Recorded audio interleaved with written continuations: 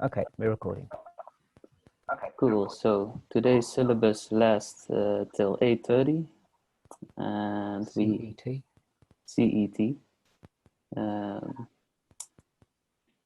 And the first session is from Rakesh, how to avoid being sucked in by greenwash, followed by a session from Emma Meyer, which is about extended breastfeeding wrapped in permaculture. And then we have a break of 15 minutes. Then we have Community Action for Social Resilience by Loretta Buckner. We have then Fuel for Human Mechanism, Sunil LeBlanc. Exploring Resilience by Alex Blufield. And then the last 15 minutes is for questions and a Q&A and checkout. Cool. Okay, so I do have to leave on time, not long after past, because I've got another very important meeting to attend to. So I'm going to drop out at that point. But, you know, my session, you can use my Zoom. I don't need to use this Zoom. So I'll leave and maybe leave Roy. You're going to be here throughout? I'll leave you as the host. Yeah, I was going to be here till 7:45. Okay, I should just about, I think I should be there almost on time. I should be able to come back by then. Cool. Okay, so maybe let's start the first session. So the first session is actually more of a conversation about greenwash and how to avoid greenwash, because I see so many people sending me links of this, that, and the other. And I take one look and it's like, come on, really? You really falling for this? It's so obvious that this is just it's just corporate greenwash. So I don't know, does someone want to give a definition first of all of what greenwash is for them, or what do they think greenwash is? Well, I'd say greenwash is a product that is being sold for its green credentials. So that might be something like washing up liquid or laundry powder are quite common examples. But it's being kind of advertised on its greenness, which it may not always be. Yeah. So how do we? Yeah, exactly. So it's where the company sells the product, saying that it is green, it's environmentally friendly or whatever, but they're just using very clever words to hide the actual reality. And so how do we even begin to debunk their claims? Where do we begin?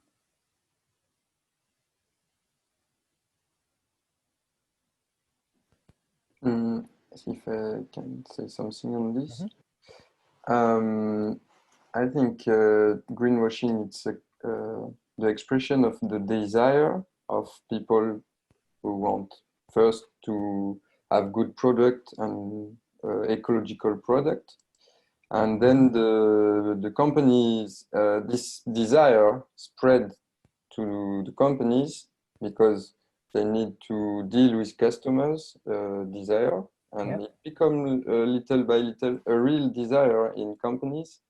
But I think they are in kind of bubble, and they have kind of lack of ideas. So people who are selling greenwash, they are selling bad greenwash. So I think the good approach to this is to propose to companies real greenwash. So okay, now you need to create some promotion project, but with a real ecological aspect, very integrative, and with a new way of thinking. So it's greenwashing, but in a good way. That's my thinking about it. So to be green is to be green, actually. For those who've been green for a long time, actually probably about 10 years ago, stopped calling ourselves green and started calling ourselves brown, because green had been totally greenwashed and it was mostly nonsense. So yeah, so the first thing we can do to actually understand whether something is greenwash is to look up the facts. So to ask yourself, all right, does this look reasonable? If a company says, oh, look at us, you know, we're British Petroleum and we're, you know, we've got this nice green fuel, and, you know, they've got lots of photographs of whatever, solar panels and this, that, and the other, and whatnot. And okay, well, let's look at the facts.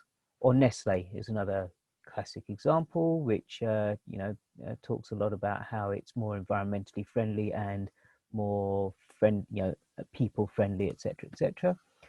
And when you actually look at the facts, you'll discover that it's absolute, complete, utter nonsense. That there's no justification for what they're saying.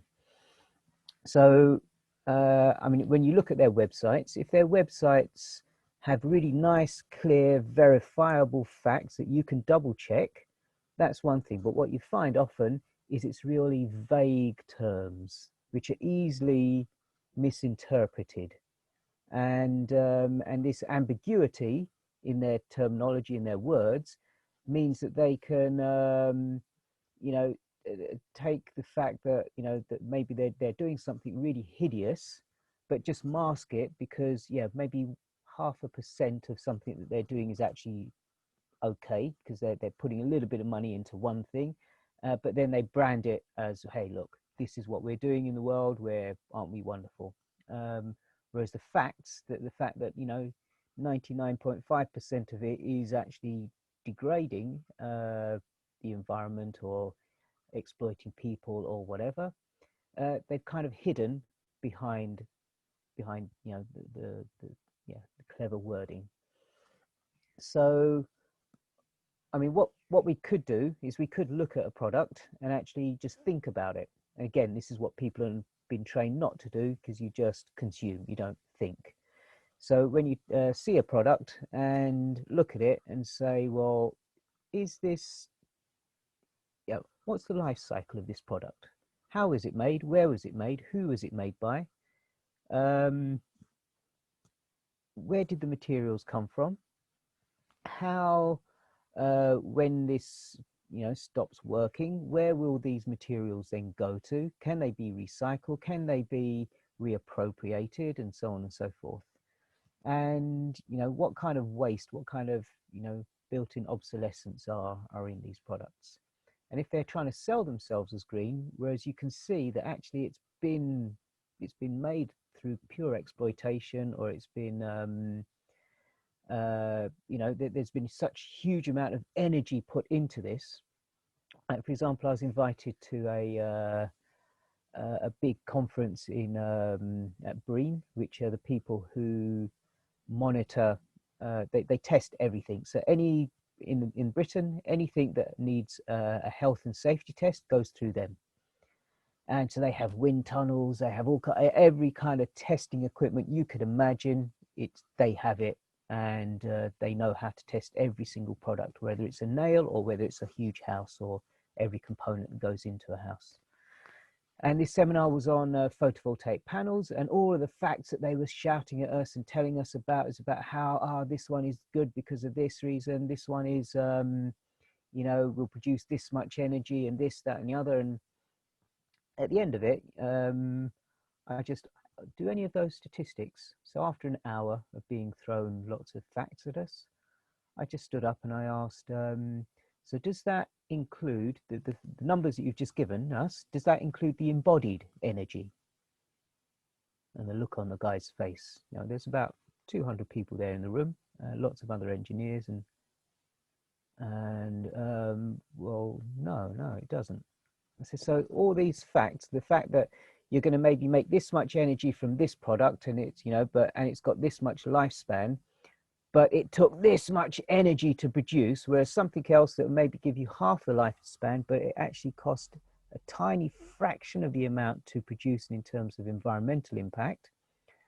But you're gonna, but anyone using the statistics you've just thrown at them will think that the first one is the best, because you get twice as much usage from it. But it costs 100 times more, or 100 times more damage to the environment than the other one, which you only get half the lifespan from. And the look on his face, and then everyone else said, yeah, why haven't you included the embodied energy? La, la, la. People don't think. People are not encouraged to think for themselves. They just respond, and they just take facts at face value without thinking them through. So this is what we need to really be doing, is actually thinking things through. So, I mean, we can look at some classic greenwash examples. Volkswagen had an ad talking about cleaner diesel, and what it turned out to be is that all the cars that they actually put out there and they did the tests against were all rigged. So they cheated the emissions test. Do people remember this? It was a huge scandal. So they cheated the emissions test to claim that their technology was much greener when it was absolutely not the case. Do people remember that? So this is greenwash at its highest level. Big time greenwash. They completely cheated the system. Now, why they weren't, destroyed for doing something like that, I have no idea, but they're still in business somehow. I think British Petroleum were given the Greenwash Award for this Beyond Petroleum advertisements of green fuels, saying, we're going to go beyond the oil, and we're going to go into green, and it's giving all these pictures of wave technology and wind. Whereas actually the statistics that they threw out, which they very quietly didn't mention to anybody, is that all of the statistics of what they're producing included gas, which is just the same as oil in terms of production and in terms of damage that it does. And so if you had taken that out of the equation, the percentage of green fuels that they've actually got was negligible. It's absolutely negligible. But they intentionally didn't tell you that. Things like EasyJet, they were talking about having 22% less CO2 on their flights than any other airline. But when you actually look at it, what they calculated it against was against how much carbon they're emitting per passenger. And given that they had a lot more passengers, their flights were mostly full. Therefore, when they did the calculations, it was 22% less. But that doesn't mean that their flights are any more environmentally friendly. It just means per person, they produce less CO2. So again, it's false advertising. Nestle have been, if you look at their website, and I looked at it just a few days ago, they actually say that they are part of the United Nations Global Compact, which has 10 universally accepted principles of, in the human rights, labor, and environment issues. If you look at what Nestle does, what it did do in the past, and what it's continuing to do, it's mind-boggling to imagine that anyone would fit them into this category of being environmentally friendly or human rights. I mean, we all know about the milk scandal with giving away free powdered milk in third world countries until the women stop lactating, and then say, right, now you need to pay us to buy the milk. Now that you stop lactating, you can't produce any for sure. You need to now buy it from us. And all these kind of scandals, and they continue to do things like this around the world. And the only reason they put their name by it, and the United Nations claim quite categorically, no, they're not part of this. But it's still somehow on their website. It's because one of the CEOs from who is now part of Nestle used to work for the United Nations. So somehow through a friend, through connections, a bit of money, boom, so they're pretending to be green when very, very, very, very obviously and very clearly they are so unethical. So again, how do we see through this greenwash? You know, we could carry on. You know, Coca-Cola. We know all about the disaster of Coca-Cola and how, you know, they pollute the waters, they steal waters from villages, and return polluted water. So these villages are now, people are dying, they're suffering, they can't grow their crops, people are getting sick because of what Coca-Cola is throwing out. And then when they try to complain about it, Coca-Cola basically goes and hires people to go and murder anyone who stands up and says anything about them. And yet they have this, what was this? I was looking it up. They have some Coca-Cola Life. It's a green version of Coca-Cola, which only has 6.6% sugar. It's still totally destructive. It's still environmentally unfriendly. You know, it's destructive to the human beings who drink that shit. It's destructive to the people who are making it. You know, when the workers try to create unions so that their workers' rights, you know, again, these union leaders get murdered. They get murdered for trying to set up a union. This is Coca-Cola, and it's packaging itself as being green. So yeah, so really we need to start, you know, we really need to look at a lot of these technologies and a lot of these companies and start seeing, you know, how is it that we can actually get the truth from them. And bottom line is, unless their facts are really clear and they're really open for you to go and investigate, chances are they're hiding something. Bottom line, any big corporation, it's going to be corrupt. Any big corporation, unless it's really clear. Tang,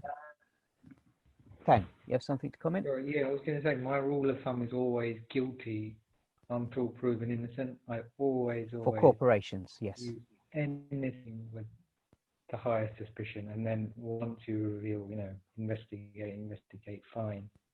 But they pump millions and millions of pounds into deceiving the public. This is their trade in a way, deception, right?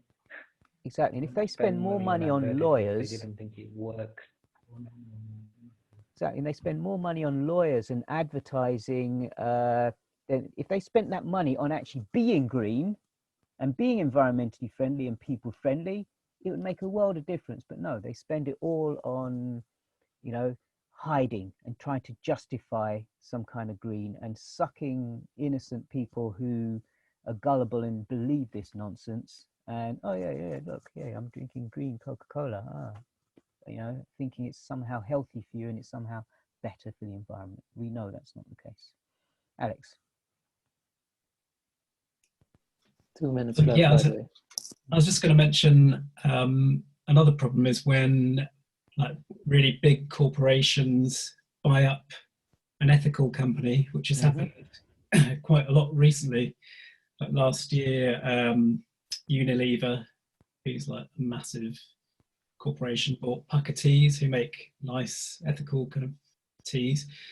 And then another company, big, massive multi-glomerate that make all the nasty or the unenvironmentally friendly cleaning household products, bought Ecover and Method, who both make environmentally friendly, cruelty-free, like cleaning products. So that's kind of led me to just think, you know, do you really need a product? Can you just use white vinegar or bicarb of soda, just household readily available things that are not, well, I guess they're still products, but they're not branded products. You can just pick up white vinegar in big 5-litre bottles, and that does most cleaning. So yeah, exactly. So we've got a minute left. Izzy? just on. Sorry, I'm late. Bicarbonate of soda, isn't that a finite resource? And isn't it mined from places? Yeah.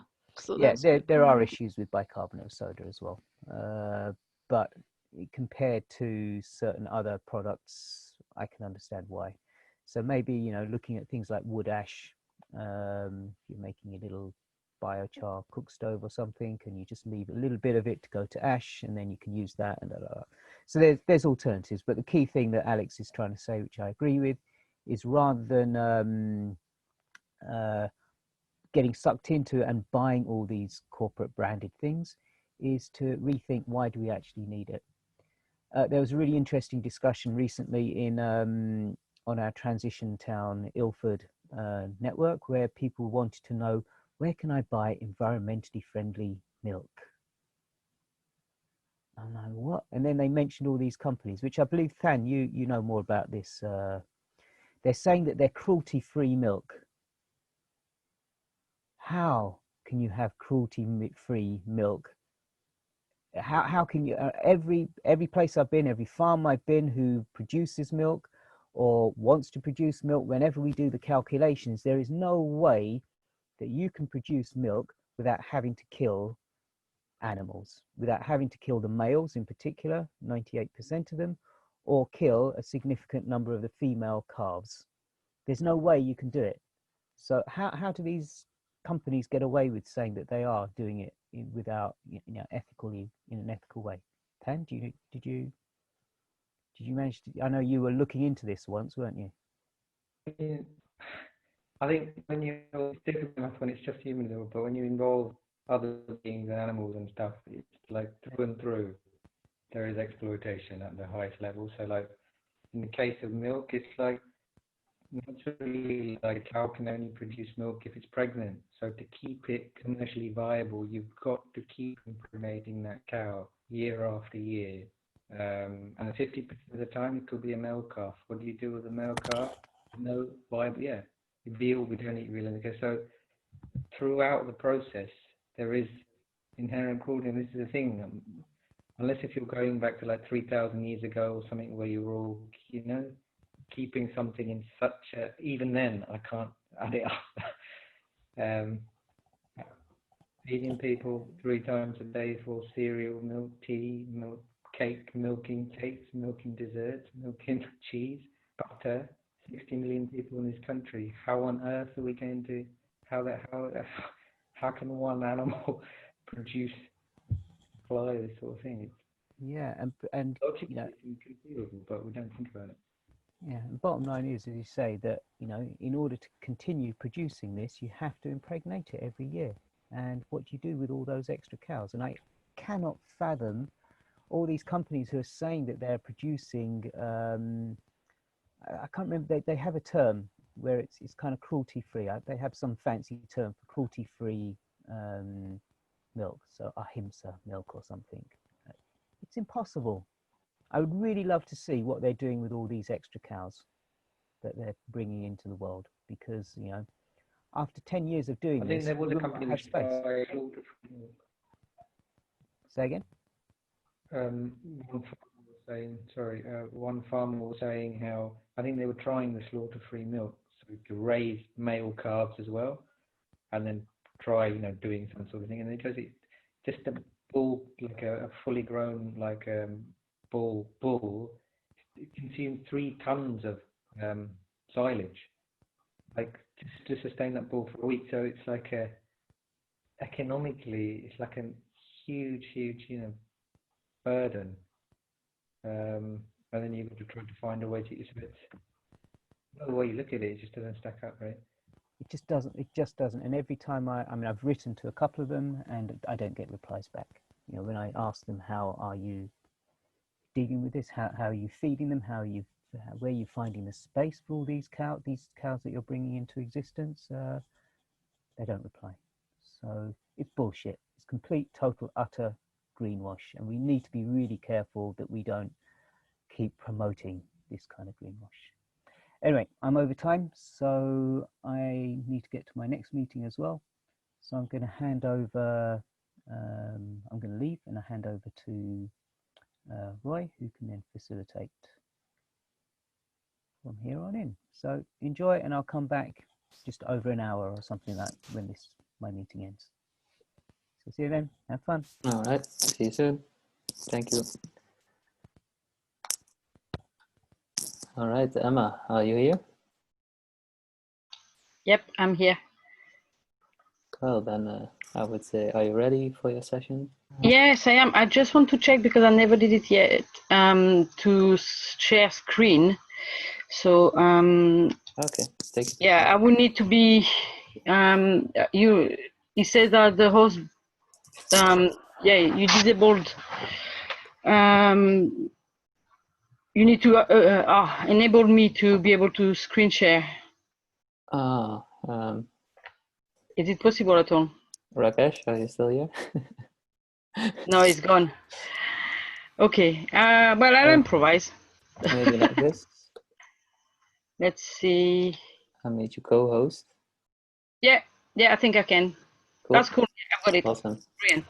Okay. Well, so yeah, I wanted to basically I want to after doing my teaching course, permaculture course, I started to look into where permaculture applies in every area of my life, basically, and not only in my garden or in my and also I'm really interested in businesses and how they can integrate permaculture in their work, so in their place of work, in their ethics and everything. So I started to look at things, and part of my exercises in the teaching course was to do a talk, and I choose to do it on breastfeeding, extending breastfeeding, because it's something that's it's really dear to me. I basically extended breastfed for 10 years solid between 3 children. So my first son was born in July 2005, and I started breastfeeding first thing, and then he stopped when he was 4, and I kept going.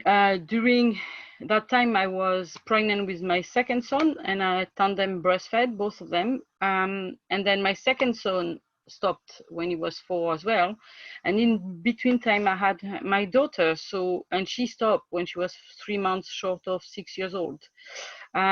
So a lot of things that people are imagining and what is really happening is a whole different thing, because obviously as a child grows up, the demand and the needs is not the same, so you don't feed every 2 to 4 hours a child that's 5 years old, basically. It's more the same as, well, actually talking about milk, the same as people tend to give their children a bottle of milk before going to bed.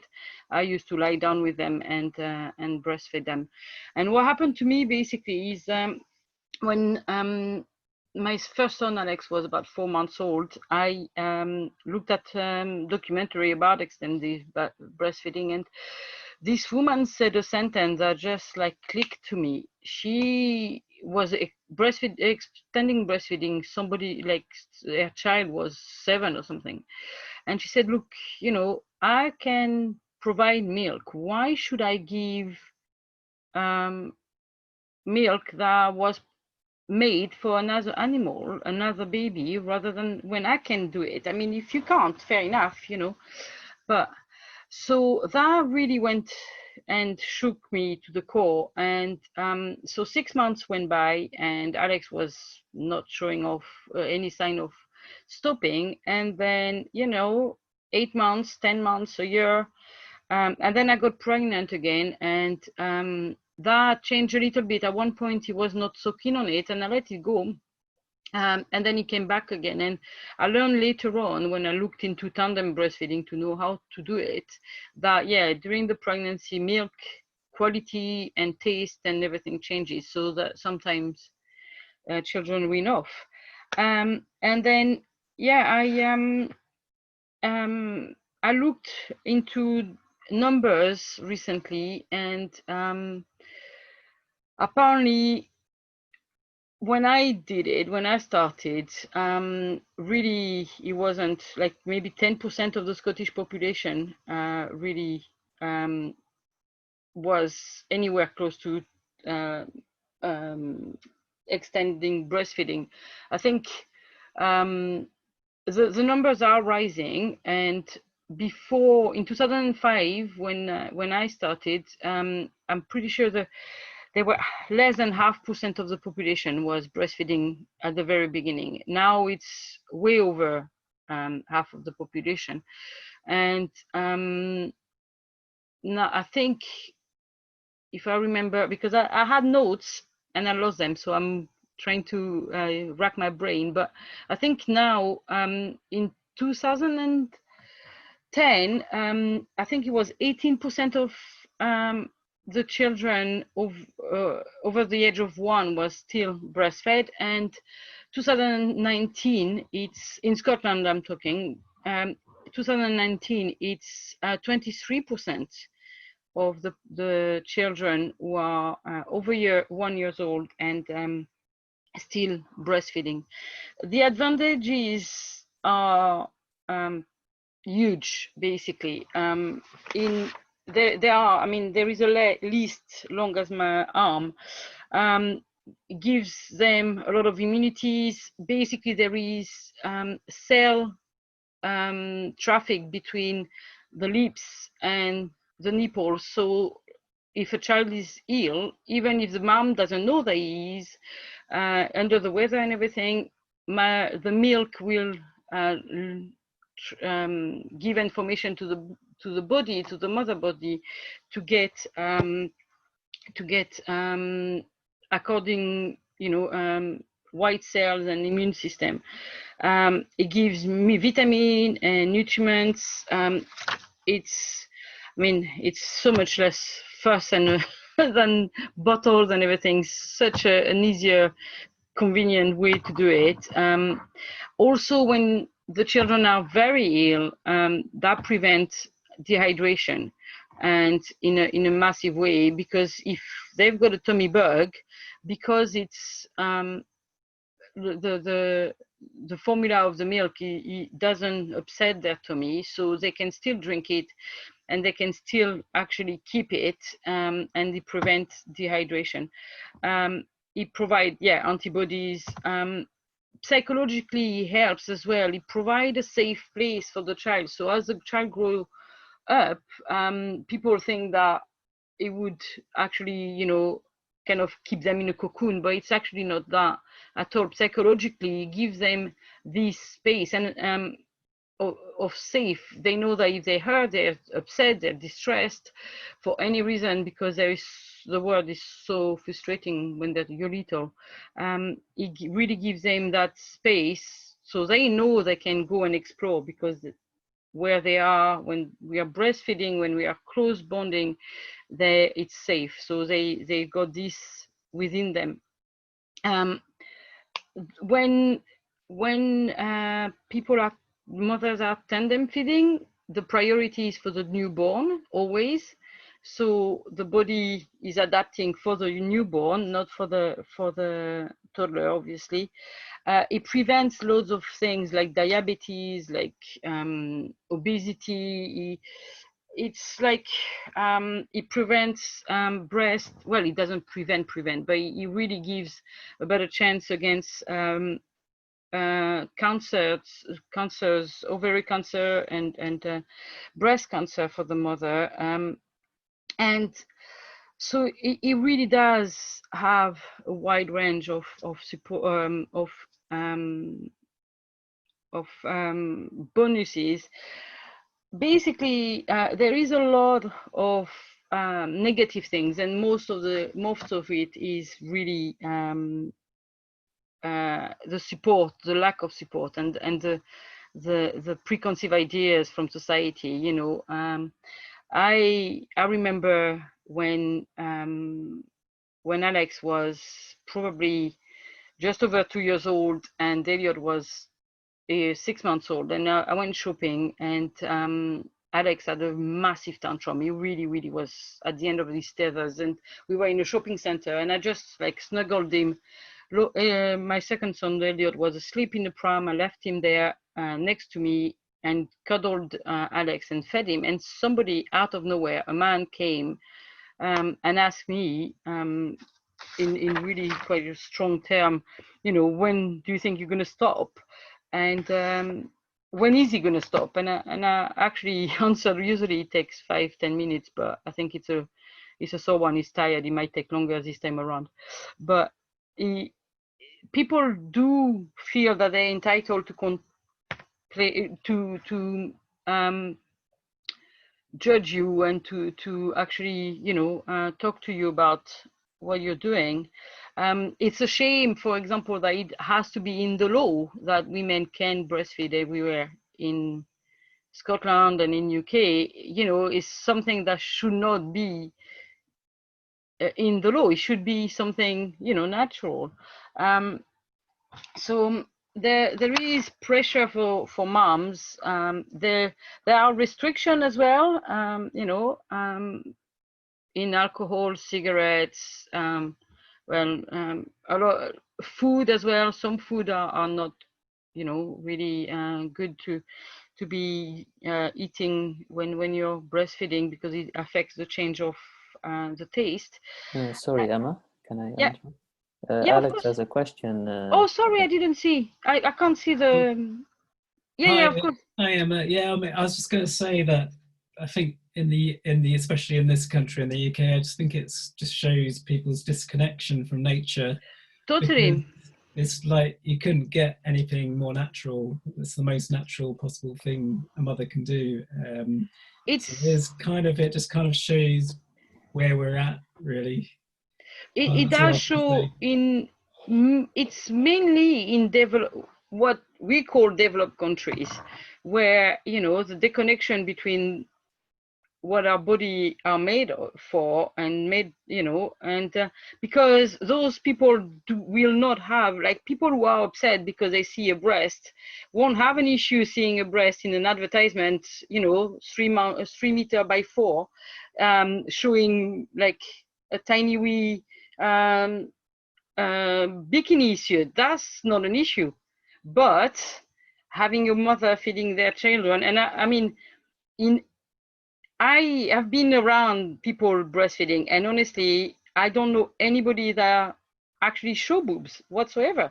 You know, it's we don't. We just like how do you call it? Not stick them. Hide them because the head of the baby. So it's ridiculous.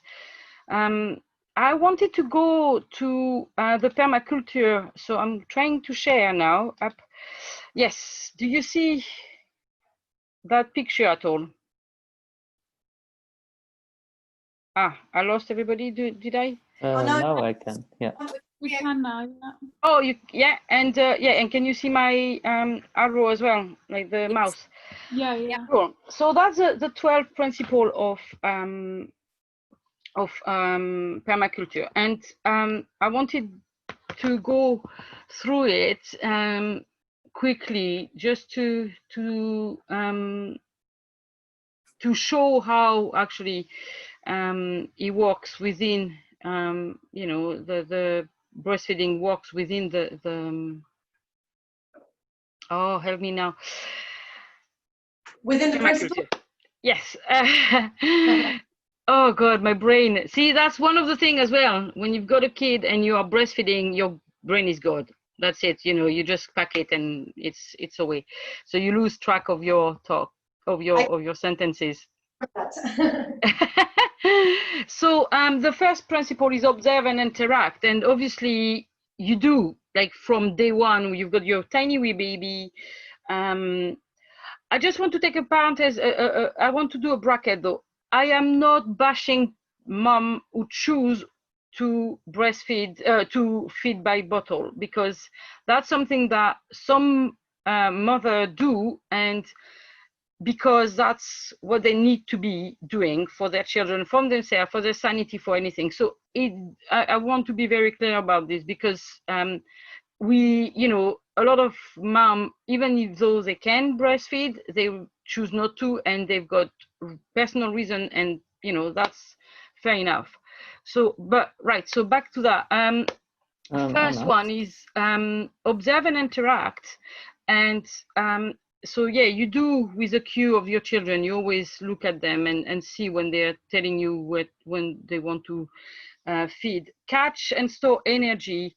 Yeah, again, you know, they do that all the time. You know, you eat and then you store energy and you give it. Obtain a yield, the milk.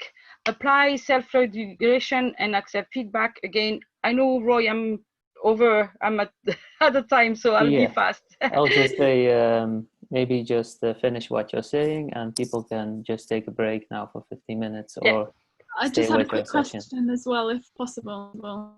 Right, I just go really quickly through the thing. Self-regulation, you need to be careful of what you eat and stuff, because you can change the taste of your milk. And the child will tell you. Use and value renewable resources. There you go. Produce no waste. Again, it's bang on. Design from pattern. Again, to details. Again, nature is beautiful. It does, you know, if it's too hot, it makes it more liquid. If it's not, it makes it, if the child is really hungry, it makes it bulkier. It's really adapt to the child. Integrate rather than segregate. Again, you can tandem feed. You can even tandem 3 kids. I've done it. It's not easy, but it's doable. Small and slow solution. Again, you know, totally on the mark. Use and value diversity. So that's something that I didn't explore about nursing other children and selling your milk and everything. Huge edge and value the marginal. As a society, breastfeeding, extending breastfeeding mother, we are in a marginal. And creativity, use and respond to changes. It does, the milk respond to change all the time. And creativity use, you can use it to heal so many things, control like eye infection, nappy rash. I heal myself with my milk, basically. So there you go. Izzy, you wanted to ask something?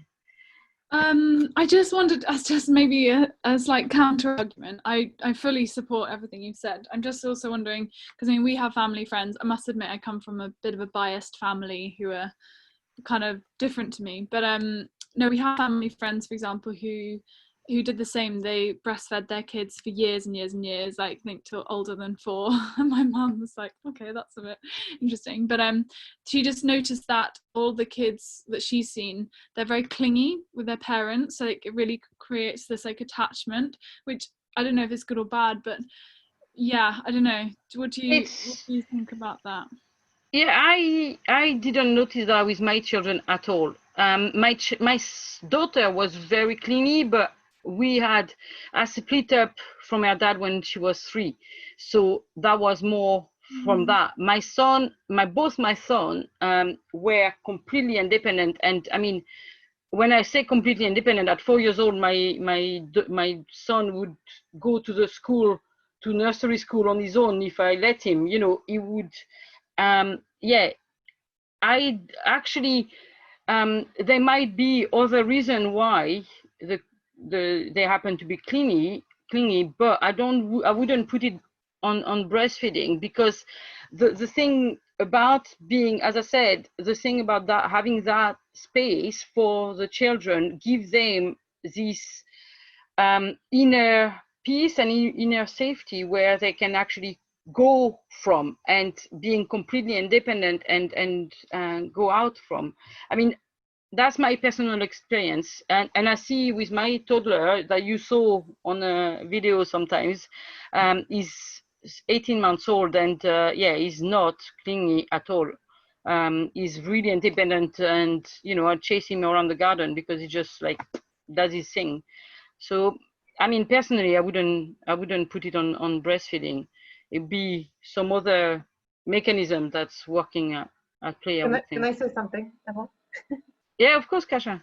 Oh, so I breastfed my kids as well for 3 years, both of them. There's 2 years between them, so I was tandem nursing too, and I'm a psychologist too. So what I can say is, I think it's more, a person to be fully independent needs to be in a childhood actually completely fully dependent, and has to have that feeling of the needs being met. And so for a child to be actually very clingy and very dependent on the parent is actually a healthy sign. And because then they can develop, as they having the support of the mother, they can develop the independence when the time comes for it, as the development, progresses. Maria, you want to say something? Yeah. Sorry, Kasia, have you finished? I didn't want to interrupt you. Yes. Forgive me. No, I'm finished. Yes. Great, bless you. Sorry, guys, I'm fainting, and my son finally sorted out the computer, so I'm not frazzled. I'm not on a little phone. Yeah, I was just making a couple of notes when you were writing. I was thank you so much for sharing that. I went through the breastfeeding thing. My son is 11 already, but 2 things that I wanted to add. When COVID first started, somebody sent me this fantastic talk by, please correct me, how do you say, is it Ayurvedic practice? Ayurvedic? Ayurvedic. Yeah, thank you. So this doctor was there, and she was explaining how our pH is 7.3. So breast milk is 7.3 pH, which is a super alkaline body, right? So viruses hate acidic bodies. So cow milk is 6.5 when it's not pasteurized. When it's pasteurized, it's 5.5 pH, which gives you an acidic body. And having an acidic body is a perfect host. You become a perfect host for viruses. So eating foods like coriander and coconut and ginger and having cider vinegar and lemons, all these things give you an alkaline body, but also breast milk, it's 7.3 pH. So, it's the perfect, basically thing to, I thought it was beautiful because it was because of COVID I learned this, but I understood why my grandma always said have cider vinegar and put your feet in soda bicarbonate, because all of those things give you a pH body, but as well as breast milk. And the other thing is, I breastfed on demand, and I remember the trust that my son has with me and the fact that he doesn't binge eat. So, somebody will give him a massive bar of chocolate and he'll just have like a little piece, and you think, what about the rest of it? But because whenever he wanted milk, he had it. So he trusts that food will come and comforts will be met. And it could be food, it could be a drink, it could be, when a baby wants milk, the breast milk, it's not just food. It is comfort, it is a drink of water, it's a cup of tea, it's a coffee, it's a shake, it's everything. So I think doing it on demand has been amazing, because I've just got a child who's so independent and doesn't binge eat and is an amazing eater. So that was my experience personally. Just wanted to share. Sorry, yes, Dan? I wanted to add, I mean, it's slightly linked in, but one of the things about breast, because hands up, I think breast milk is the optimal food for, for young beings. That's what we're designed for by nature. But in terms of sort of chemicals in the environment, apparently a lot of chemicals and toxins, and whether in the food, but through pesticides, and are what we call lipophilic. So they have an affinity to fat in addition. Apparently, breast milk has a very, very high concentration, because all the sort of crap that we are taking in, even if we're trying to eat it, goes into the, into your mammary tissue. So it's a difficult one, because you're damned if you don't anyway, because that's worse not to have things. But that is the sort of situation that maybe, I suppose, it makes people more conscious about what we're putting in as well if you're breastfeeding, because it's coming from I think you do. When you do feed, you look into what you're eating a bit more, and you're getting a bit more, well, as a mom or dad, as soon as you are a parent, you've got somebody else to look after, and then you're going to take care of yourself so that you can take care of them, basically. So it brings to that extent. That's why I was saying that, there is limitation on what you eat. For example, I wouldn't eat asparagus as much as I would love to, because I know that it affects the taste and of the milk, and now I can, because he's 18 months old and he likes different tastes, but I wouldn't have done it the first year of his life, for example. And I do eat organic more because of that, you know, because before I would be more lenient on buying whatever, and yeah, so there is a conscience of as a whole. Yeah, definitely. Amazing. Yeah, I agree. I just what was it? Oh yeah, alkaline. I just would like to go into that topic. It's a whole other conversation, I'm sure, but I'm just really interested to know, because I hear people talking a lot about like this water, for example, not even just alkaline but alkalized, but then I've got these scientists, everyone in my family is a scientist, like your pH of your stomach is, you know, acidic, everything goes into your stomach and goes into acid anyway, like stop saying you're changing your whatever. So yeah, but anyway, maybe that's another topic we could speak about next time. But yeah. Maybe we can get Rakesh to run something on that, no? In the future.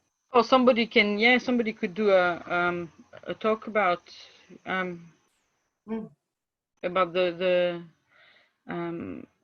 alkaline and the food and everything. My chemist sisters here. With my rubber gloves on.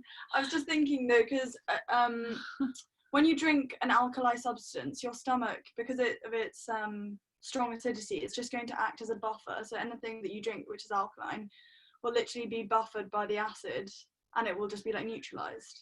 Surely.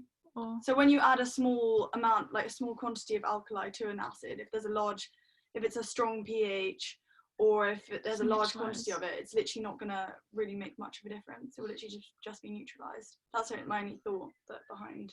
But I don't know, because people talk about tissues being different, you know, maybe it's not in your bloodstream, but I don't know. I think everyone should just drink as fresh water as you should get your hands on. People yeah, shouldn't. What is fresh? Because there's all this stuff that they have. I know there's hormones in it, but that's why you should put a filter in your tap. Get rid of hormones.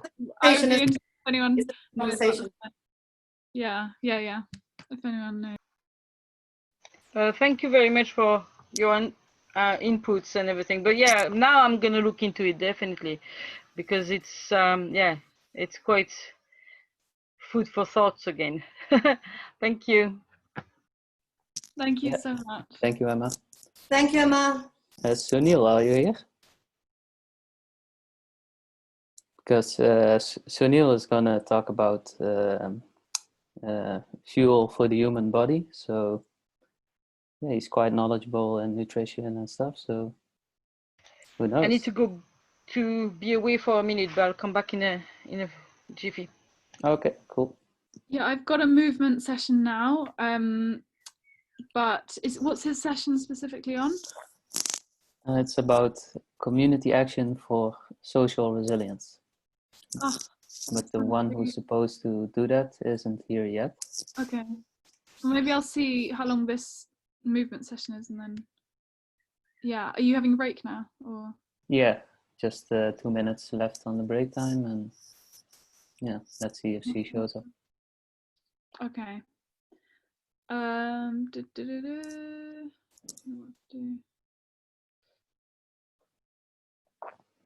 Now I wonder if minty is alkaline. Yeah, I know lemon is, isn't it? Yeah, lemon. Yeah, it's interesting. It's actually acid, but it turns into alkaline. No? Yeah, and lime as well. They turn into alkaline. All my life in the morning, I have either cayenne pepper and lemon or lime in hot water, or I have cider vinegar in hot water. I think it's good for me, but I didn't quite ever understand it as well as when this lady shared this talk. And it was because of COVID. It was a very good one. Maybe I can share it with you. Yeah, please do. It'd be interesting. Cool. Just really want to get to the truth. I don't know. People say so many different things, especially with nutrition. Well, everything science, but it's like. True. I think it's just stay open, listen to it all, and it's about connecting to your truth and what feels right for you. And because everybody's has got a slightly different truth, right? So there's lots of, what feels right for you. I'm a zero type blood. I'm supposed to eat lots of meat, but I don't want to eat meat. I'm vegan. I've been vegan and plant-based for 11 years. So if I listen to what a lot of studies say, I should be eating loads of meat, but I don't want to eat meat, So Just listen to the little voice in your tummy. Yeah, I know. You're right. Mm. I think that with the pH thing, it's about the total body sort of chemistry. Obviously localized, yeah, the hydrochloric acid in your stomach is acidic. But overall, because the body naturally functions on a slightly alkaline, just above 7, whenever anything acidic is put on, it needs to neutralize itself. And typical response is it uses up any kind of alkaline source that's already in the body, like calcium carbonate, which basically bone. That's why they say actually, when you're sort of drinking milk and other things which are acidic, and you say, oh, but it's great for your bones, it's actually the opposite. It's your body is using up your calcium reserves to neutralize the acidity that's constantly being fed. I mean, if it's isolated instances, it's fine, but if it's this regular intake of this acidic, substances, it just builds and builds and it just explodes into cancers, and that's what I've read. But probably a lot more nuanced. Interesting. So it's 7:05, and I see Loretta just joined the Zoom session. Great, wonderful. Are you ready to begin, or do you need a little bit of time? Sorry about that. Hey, how are you? Hey, great. I almost forgot. It's a good thing I put things into my calendar because, well, I'll make a long story short. One of the big reasons that I'm here is because I'm yet again not just knee deep, but neck deep in something that we all kind of need to learn about. What happens when you come face to face with governmental forces and agencies, and what to do about it, and how we can maybe work together a little bit more, a little bit better, to keep things like this from happening. And I realize that things happen very differently depending on where you are. They happen very differently within this country, and so I'm sure that they're happening differently elsewhere. Anyway, I thought I would just kind of fill you in. I'm normally a little bit more prepared, but like I said, I had things going on in my little peaceful sanctuary just today. Yeah, so so I'm going to give you a little bit of background information on my yard, my yard inn. I've lived in this property since 2004, starting in about maybe 2010, 09, 10. I discovered permaculture. To me, it was just a validation of everything that I'd already believed and already was kind of doing, but I really started in force doing things on site on my property, or what I thought was my property. And here is the caveat. I don't know how things are done where you guys are, but they have something called, it's not a setback, it is a right-of-way. When there is a road, a right-of-way is the property on either side of the road that enables the government entities to come in and do basically whatever they feel like doing, however they feel like doing it, no matter if it's going to be disruptive or, whatever. And my particular property, it sits on a corner lot, so it's almost all in front, which is where I did a lot of my planting, including my very favorite mulberry tree. But the backside butts up to it's on a canal, and it's the bridge that goes over the canal, which is virtually in my backyard, that they are replacing, that's causing all of this stuff to go on. and well, there's a lot more to it. I kind of just wanted to give you a brief overview of what's going on. Along with that, okay, so the way that I found out that they were doing this work was in the middle of the quarantine pandemic. I had 4 people come to my house, all in uniforms. 1 or 2 of them had masks on, I think, but you know, I had code enforcement and I had county people and you know, all different kinds of things. And this was 2 weeks in advance of, you know, when they're saying this is going to happen, guess what? And what they're doing is they're taking out every single tree in front of my house, including ones that have been here longer than I've been alive, longer than the road has probably been there.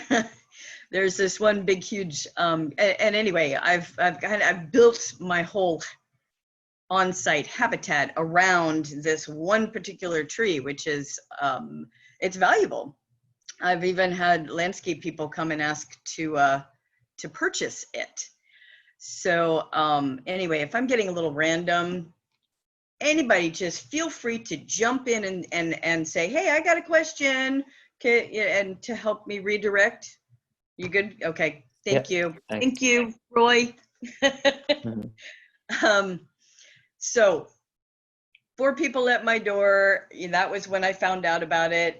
You know, I kind of backpedaled and did all my research. And oh, some more facts that I should give you is that initially I had no problems here with code enforcement, even though I'm very, the street that's in front of my house is not, it's purely residential. Okay, this is not a thoroughfare, but people have created it as a thoroughfare from other places.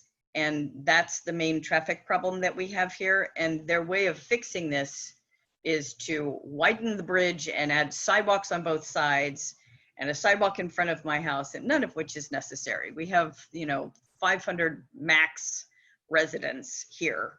And if the county really wanted to spend their money wisely, they would be putting sidewalks in over by the library and the ball field, you know, not here in front of my house.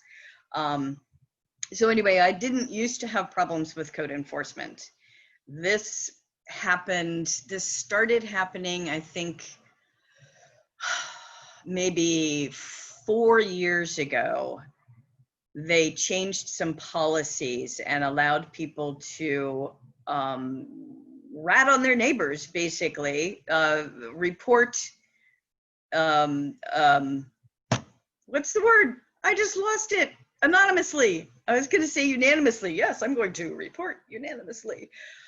Report anonymously. And I kept getting reports and I kept getting code enforcement, and it didn't matter what I did. You know, it's like I did what I thought they said to do, and they'd come back with something else. And I ended up in court twice over this stuff, you know, and what it boils down to in this particular situation, in this particular neighborhood, I believe is, well, one, these government entities, they get away with being bullies, for one thing. They really, really do. Yeah. And I have a friend that's been helping me out that can attest to that, because he used to work in another county very nearby. I didn't even know this. I was hiring the guy as a handyman, and it turns out, oh, he used to do exactly what they're doing to me. So he was very handy to talk to the officials in charge here. And but the upshot is, everybody that I have spoken to, it doesn't matter if they consider themselves permaculture or environmentalists or activists or anything like that, virtually everyone has the same answer, which is, well, they're going to do what they're going to do. You know, just kind of roll over. It's going to happen no matter what I do about it. And I'm one of those people, I've never been really good at accepting that answer. Yeah, that's my problems with code enforcement. Anywho, just to kind of wrap up and go to questions so that I know that I've actually communicated something worthwhile. To me, resilience is not a singular thing. I cannot be resilient unless I'm in an environment of resilience, of acceptance to the same sort of philosophy, I guess you could say. And this is what I've discovered through all of my last several years of going through all of these different things. If you're not in an environment which has any intention of being helpful, then there is no resilience. There is no way. Is that a hand? Are you putting your hand up, or are you giving me a time? Alex. Oh, do I have chat? Hold on. Do I have chat? Oh, look. No, I've got a Yes. guy that's going to say something. Yes. So yeah, we have the same in the UK, same kind of things, the same kind of battles. That area you're talking about in front of the house is called the Verge here, and it's owned by the Highways Agency, which is the sort of what you'd call the federal level in America. It's kind of the county. Each county has its own like highways agency, and they basically they have the say on you can't just plant stuff there, even if you want to. Well, you can, but it may get torn down.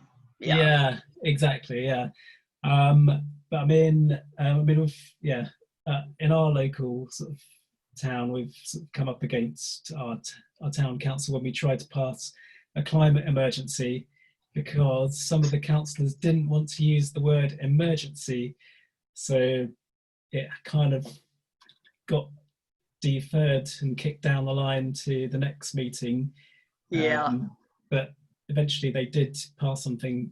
It didn't have the word emergency, but it had the right kind of wording and the right will. But I mean, there's some battles you can't win, but I think if you can connect with other people in your area, which I've been trying, or even find someone that wants to be on that part of that local authority. If you've got anyone, like here we have councillors in each town, and like one of my friends became a councillor just so he could have an influence on things like this.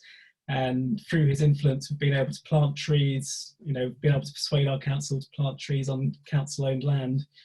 Because we've got a big motorway going through the middle of our town, but there's some land either side that we've been able to plant trees on. The council like given us money and got funding to do stuff. But anyway, yeah, I mean, there's another one of the upshots, one of the lessons that's come out of all of my various encounters with our county. It's county here, right? And the road, I mean, our roads are divided into, it depends on where the road is, who's in charge of it. This is not Department of Highways, which I guess is a bigger thing. This is county. But one of the things that I have, now I've completely forgotten what I was going to say. Gosh darn it. I get off on a tangent and I forget what the thread was that took me there in the first place. Oh, getting a politics, that's what it was. Yeah, regardless of the size of your endeavor, you're gonna have to dip your toes into some political thing, and it is just, it's ugly, it's nasty. It's the kind of thing that I walked away from years ago, kind of when I began to create this place of peace that I have, which is about to not be very peaceful at all. So yeah, this is kind of, the whole thing is, it's kind of throwing me personally into this not very pleasant state. Yeah, but I get that it's kind of the same all over. Yeah, we do have a chat thing, and there's also a thing where you can do reactions, you can do thumbs ups and things like that. I'm curious where everybody is from. Can you put that into where you are, where your little habitat might be? Yes, I see chat. Netherlands, okay. And he's UK, Scotland. Anybody else from US? London, France.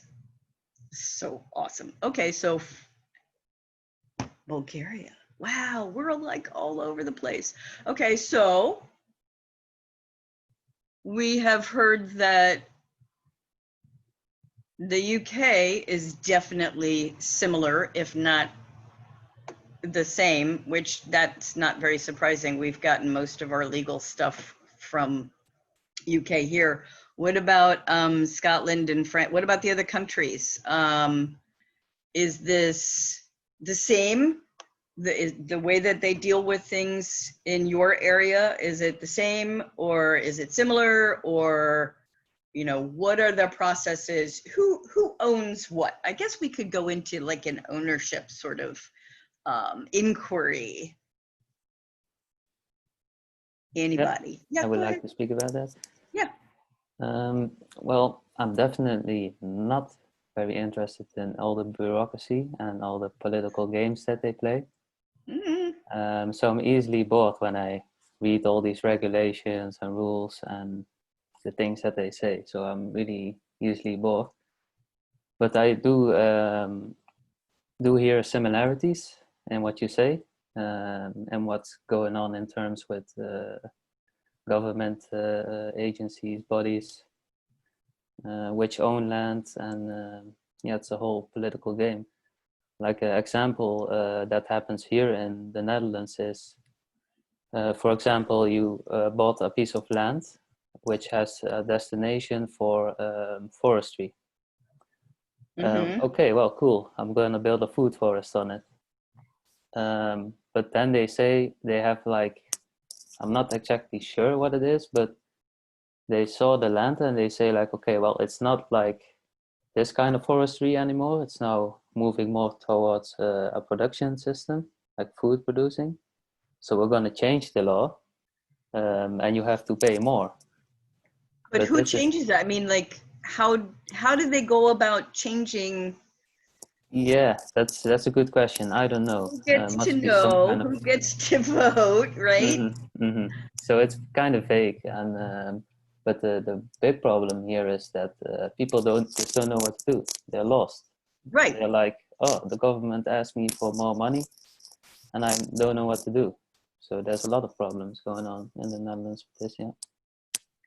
Well, thank you. That's really great input, and that's exactly why I decided to go ahead and do this, prepared or not, because this is what I'm seeing, that people first of all need to know that there is a way to stand up to some of these entities, non-violently, hopefully.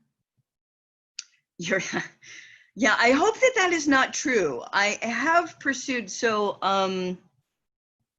is it Sunil? Did I say that right? I don't see where you are. Anyway, it says, oh, that's you. Silly me. It says if you have no lawyer, you're doomed anywhere. Oh, you guys can see the same thing, can't you? That's not a private message. I have looked into an attorney. I found out here that it falls under eminent domain.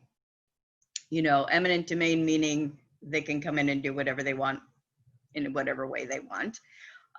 Those attorneys apparently work only on contingency, which means I don't pay them, which makes me wonder who does pay them.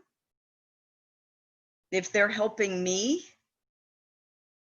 that, I don't know, that in itself kind of sounds just a little shady, and I question it. Yeah, go ahead.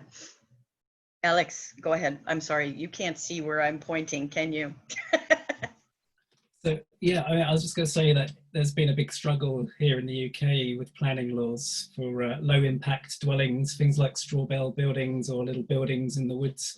And Oh yeah. there's ways of getting around these kind of rules, like people, if they have a business kind of attached to like a woodland business or something, or agroforestry or some kind of woodland business, then you can kind of sometimes get away with it. But it's been a kind of battle going on for years for people to kind of have the low impact dwellings and get permission to live in them, and it's still kind of still going on here. The battle continues. Yeah, we've got just south of me. I'm in Florida, by the way. I didn't say that. I didn't even introduce myself. I apologize. I'm like so disturbed by what's happening to me right now that I'm not really thinking on track like I would normally do. But just south of me in Florida is they've been trying to build an earth ship for years and years and years and years. The project was abandoned at one point. They were actually making some real headway with it, and then they ran into all of the the codes and this and that. And just the most recently, the news that I heard, the people that are trying to get it going again, they're running into, every time they talk to someone official, the subject of tires comes up because they're doing the rammed earth tire thing. And the authorities want to say landfill. If you say tires, they think landfill. There's a serious communication breakdown between their codes, the way that they're written, the way that they're interpreted, and the way that probably all of us think and do things. There's a disconnect there. And that is one point, I think, that would be a great takeaway, that we need more, Brighton. Cool, I'm gonna look that up. We need more organization in the areas of sharing information on how to go about dealing with any kind of political entity, I guess, any kind of official, no matter where you are, because there are some keys that I have found. They like to tell us that you get more with sugar than with vinegar, right? You've all heard that. Oh, I know, I have a problem with it too, but there is some merit to that. You do definitely, some of the things that I have learned is that you do have to get some support. If you're standing alone, they will just run right over you, which is what they're trying to do to me right now. They waited so long to notify me. I think it was on purpose that they waited as long as they did to notify me, because they kind of figured it was going to be a problem, that I would make a stink. And because just in short, there are actually 2 bridges in my neighborhood that are being replaced with tax dollars. The other one, it looks like they modified their plans. And when they had the little community meeting on Zoom a week and a half ago, they mentioned that the plans had been changed. So apparently other people got notice that I didn't get and got together and fought it. So there's definitely something, well, more than just something. One of the requirements is definitely to get as much support as you can locally. So having local connections is super important, but also just having you guys right now today is more supportive for me than all of the whining that I've done to everybody else around here, because I'm not getting very far with that. They're all telling me the same thing. They're gonna do what they're gonna do. And, and most of those people don't really realize just how much I have invested in my little habitat in my garden. So, anywho, I was going to try and come up with a few bullet points. Yes, go ahead, Roy. Yes, Emma has her hand raised. Oh, I'm sorry. Yep. That's all Go right. ahead. No, That's yes. cool. One of the things I've been fighting with my council, Kasha knows about it, for the last 6 years, for a total different matter. But what I found is never speak like verbally with them. Always Oh, really? having, always on paper, always paper trace. Right. Paper trace, keep the communication, but paper trace. And bullet points. I don't go back. I used to justify, to explain, to give explanation of everything and anything that was, defending myself. And now I don't anymore. And I find this that it helps. I'll go and I bullet point everything. Bam, bam, bam. This is the situation, bam, bam, bam. This is what I would like, bam, bam, bam. This is what you need to do, bam, bam, bam. And,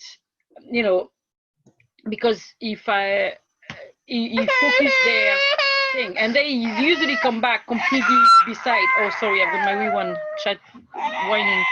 But they usually come back with like different, things that's not even in my bullet points, and I can actually turn the situation again and say to them, look, that wasn't what I was saying. So you actually, when I do this that way, you actually drive the conversation rather than being driven by them.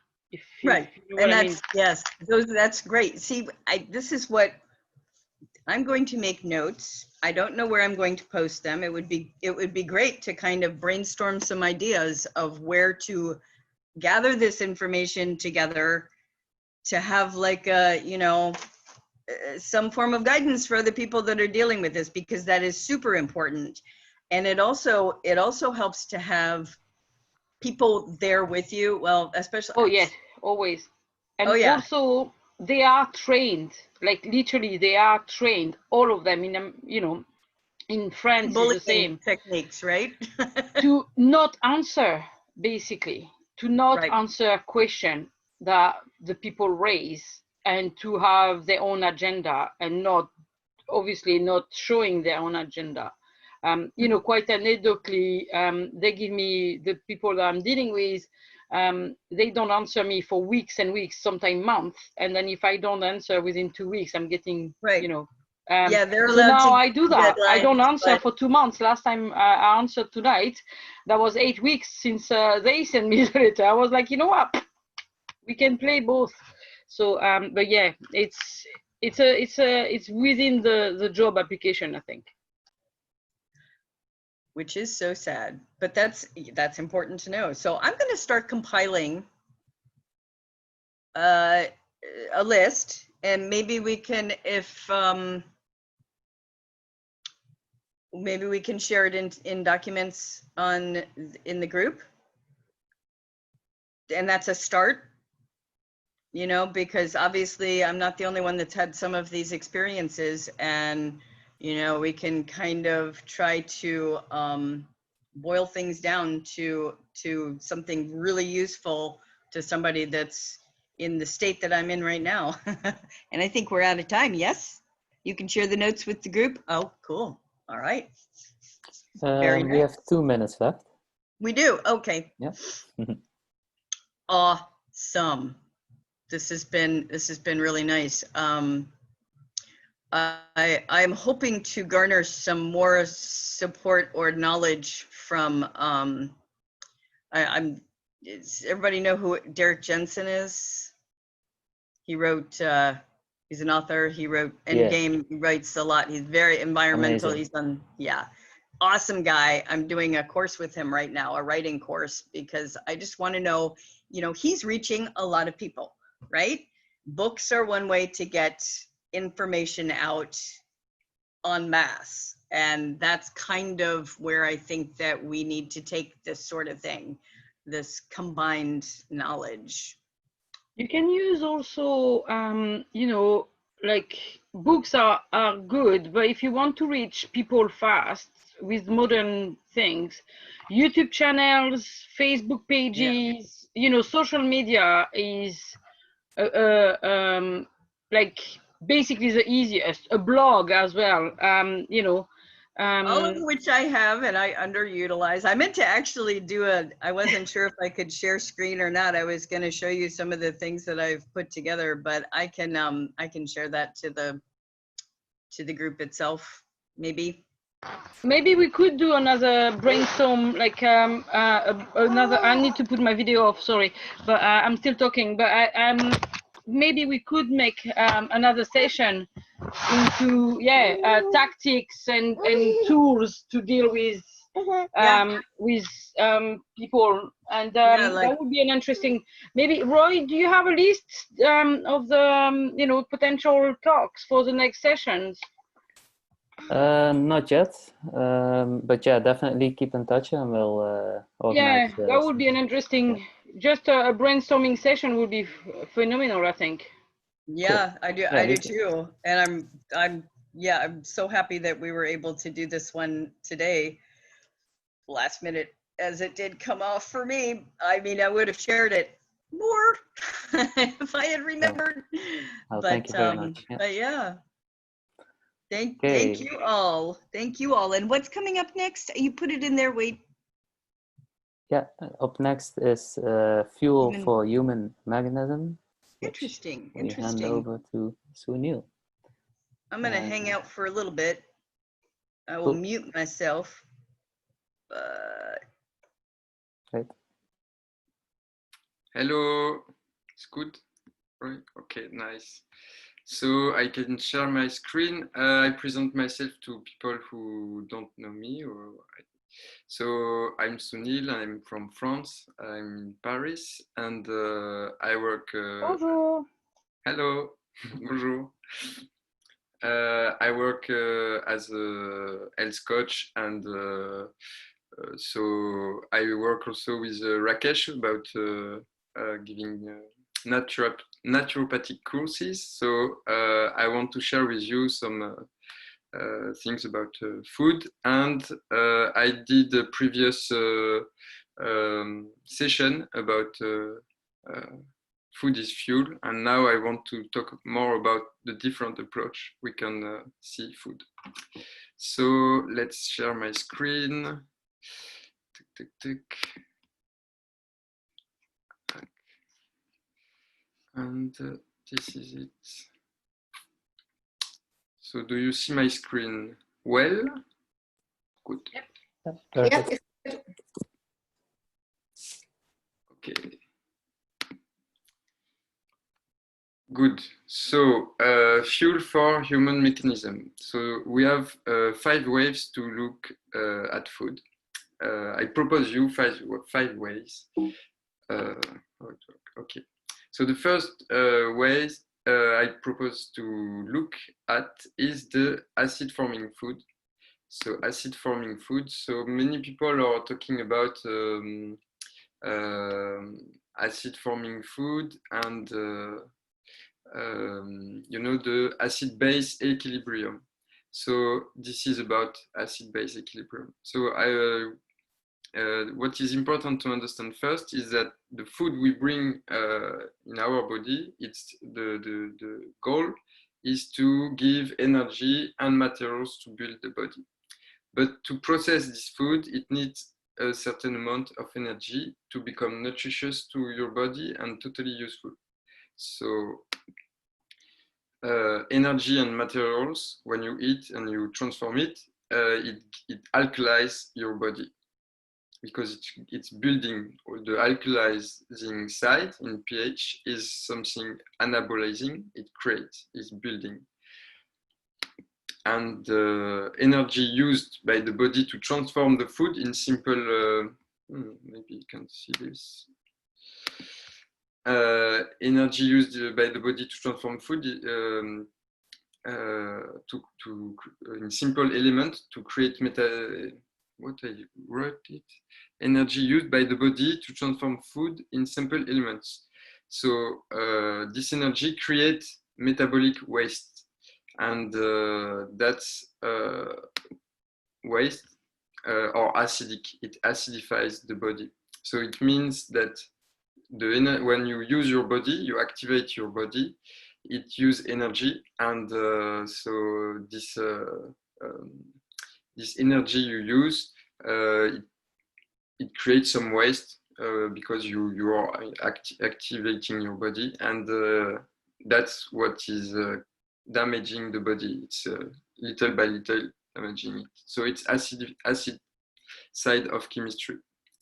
So if energy materials income when you eat are inferior of the metabolic waste produced to process the food,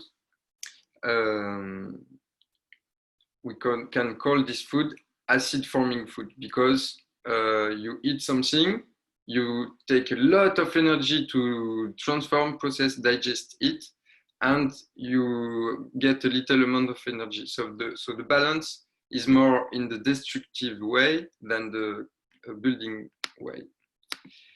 And then energy and materials income, if they are superior and the metabolic waste produced to process the food, it's alkaline forming food, because you have something you eat with a lot of energy, it takes a little bit of energy to transform it. So the balance is more in the building way. So on this, is that clear? Do you have some remark or question on this? I don't see the... I have a question. Yes. So what I understand is that yeah, it's a big subject, but I thought I understand, like if you eat more, it creates waste, and when you eat less, it produces less waste. Yes. Yeah. It's a result or consequences of this kind of equation I showed you. Yes. Yes. Thank you. Other questions? No. So the next part, I show you again my screen. So, okay, next. So the yogic way to look at food. So it's very simple. They classify in the yogic culture 3 ways, very simple. So the first way is the positive pranic food. Pranic means the energy. So positive pranic food is all the food which re-energize you in a certain way and create good pathway. So all your energetic pathway are used in the proper way when you eat this kind of food. So the idea is not to give classification directly, because many people become food fanatic. So the classification is a tool for you. When you feel how it works on you, you can determine maybe it's positive pranic food, but because when I eat it, I feel enhanced and empowered. The other type of food is zero pranic food. It's like, I'll give you an example. It's like potatoes. Potatoes are, you're quiet and no more energy, but you feel well, and it's a quiet state. Zero pranic food. Tomatoes too. And the next one, easy, it's the negative pranic food. So it's just, it's not about something not giving you energy, but many of the negative pranic food are stimulants, and stimulants it's some food which disturb your energy. So when you eat it and you feel disturbed inside. So that's the yogic way to look at food. Okay, I go to the next one directly. It's the yin and yang Chinese way to look at food.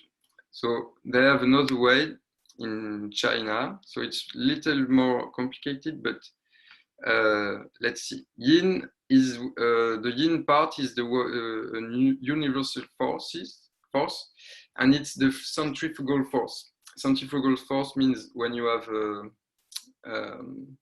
upwelling. That's maybe an upwelling. That's it.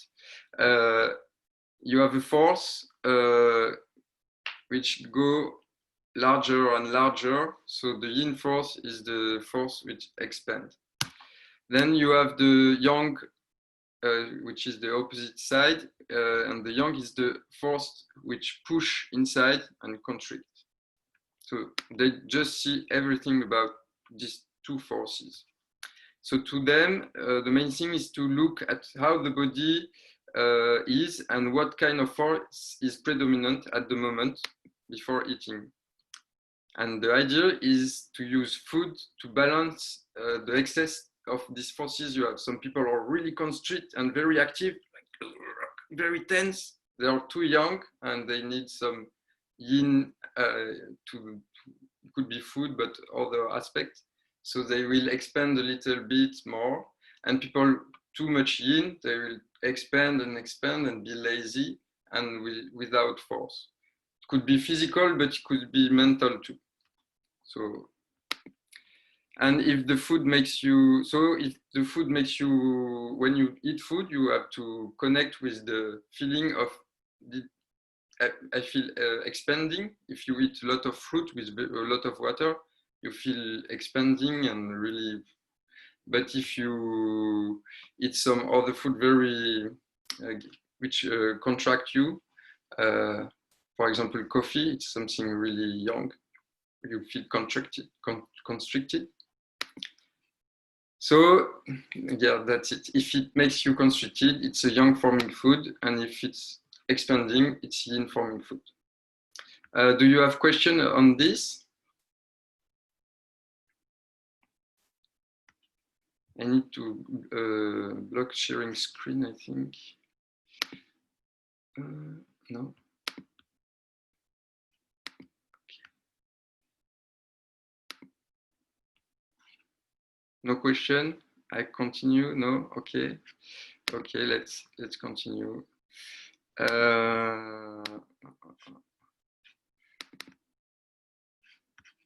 Okay. So, naturalist way to consider food, another way. So we have the carnivores, they are eating meat. Herbivores, so it's a way you need to understand the different, the naturalist will check how the hand are, the teeth are, the digestive system is. And so for the carnivores, they are eating meat and they have a typical kind of anatomy. So it's about anatomy. And herbivores, they have one kind of anatomy. There is another kind of anatomy which are omnivore. They can digest many things, but because they have a lot of bacteria inside their guts, and it helps them to eat whatever. So omnivore, mainly they are close to, it's like the carnivore, but eating dead animals. I don't know the word in English, but the animals eating dead animals.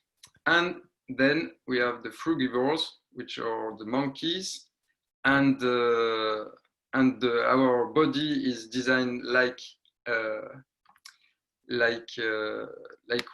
I ask you, what kind are you? So that's the idea. So the naturalists consider food as how the anatomy of each animal is designed. And the question is when each one compare himself to different kind of digestive system, and I let you check by yourself. You can determine your category. Then the food in quantum science, and I will finish on this. So food is only in quantum science informations stored in a particular way. And so it makes many things very simple. So feeding is only when you eat something, it's only an exchange of information you take from outside to inside. Let's see like this. So feeding is only an exchange of information between your body and your environment. And now, if we reverse it, it makes it interesting. It means that information stored in a particular way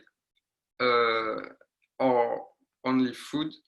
So you can think when something is stored, information is somewhere, think how it could be a food for something. And then exchange of information between your body and your environment is only feeding. Oh, there is a mistake there. Is only feeding. So when you exchange information, you can think about how is feeding you. So that's the last way to check at food. Okay. So now, do you have question? I can maybe I have no more time, or Roy, you tell me. I think he has 5 more minutes. 5 more minutes, yeah. Yes.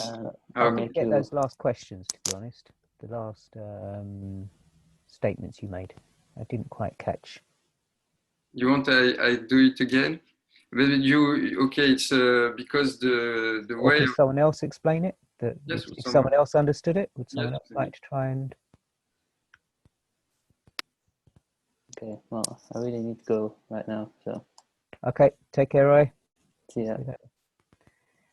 Okay, if no one else can explain it, do you want to go through it again? Because I didn't quite catch that.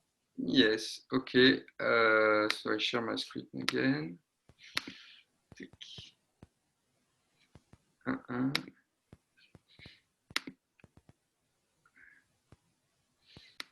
Okay, so in quantum science, food is only information. So they see everything about it's a code. So when you talk about food or something, you can get and transform its information stored in a particular way. Okay, yep, got that. And so feeding is a way of exchanging this the way information. it's only the if you want to understand what is feeding in the in a simple word is only an exchange. When you feed something, you exchange information between a body, your body, and in the environment. But it's true for the reverse. So it's interesting to try to be conscious and ask ourselves how information stored in a particular way, and it could be not only fruits or beans, or could be everything, information stored in a particular way. You can see it as food. So if you see it as food, you will see what purpose you can use this information you meet around you. And this is clear or not? Not 100%. So I understand food. Well, actually, I see food as two things. It's both an exchange of energy as well as a physiological process to physiologically feed the body, as well as an energetic exchange. Yes. So feeding, when you feed yourself, which is why it's important you eat with your fingers, because there the energy exchange is taking place. That's when you feel the sensitivity of the food, and you're absorbing it in different ways. You smell it and you see it, and you know everything else. So there's an exchange going on there beyond just a mechanical, like feeding petrol into a car. It's not just, but there is an element of that though, which is missing from this model. So I understand that energy exchange. It's just this. So no, this part, you can see my mouse. Yep, I can. This part means that if you understand this, you understand what food is doing in you. If you are conscious about that food is only information, you are conscious about what food is doing for you, and you are conscious about what feeding is. So it's about also the process in you. And So in in the other words, reverse whether part, it's mechanical, whether it's a biological, physical storage of information, or whether it's an energetic storage of information exchange. Is that what you're saying? energy is information too. Yep. So if you take it as it is, food is only information stored in particular way. It means that if you're conscious about it, but it's not something really easy to understand with the mind. It's about it's experiencing it. Mm-hmm. So if we try to experience this way, we can understand that part, how it works on us. And the reverse is understanding more about what is food and what is feeding. But in this part, it what or the process is. Okay, sure. But maybe you miss the previous part. It make it you're in the part the harder to understand, I think. Okay, sorry. Yeah, I just came in. I just finished another meeting, so. Yes. So that's it. Wonderful. Okay. I think Tan has a question or a comment. Yeah, I just wanted to add that. Sorry, I wanted to add something and also ask you a question as well. In the yogic way, one of the things is like obviously the physical component of the food becomes, you know, your physical body and your anatomy and all the sort of physical processes. But it's also the subtle, what we call the sukshma in Sanskrit, which is the subtle portion, the subtle energy of the food. That's why it's also talks about the thoughts that are going into the food and the energy that's going into food on a vibrational level. So if you are, I mean, my sort of how scientific it is, but certainly from an esoteric Eastern point of view, you know, if food is produced in a sort of violent way, or thoughts are negative, and it's not about generosity and gratitude, that is on a very subtle level, energetically going into our body, and it affects your thoughts as well. That's the sort of the yogic philosophy also. That's what I was going to add. You're probably going to lean that way anyway. The question I wanted to ask was, I have a aversion to microwaving food. I've got my own theory on it.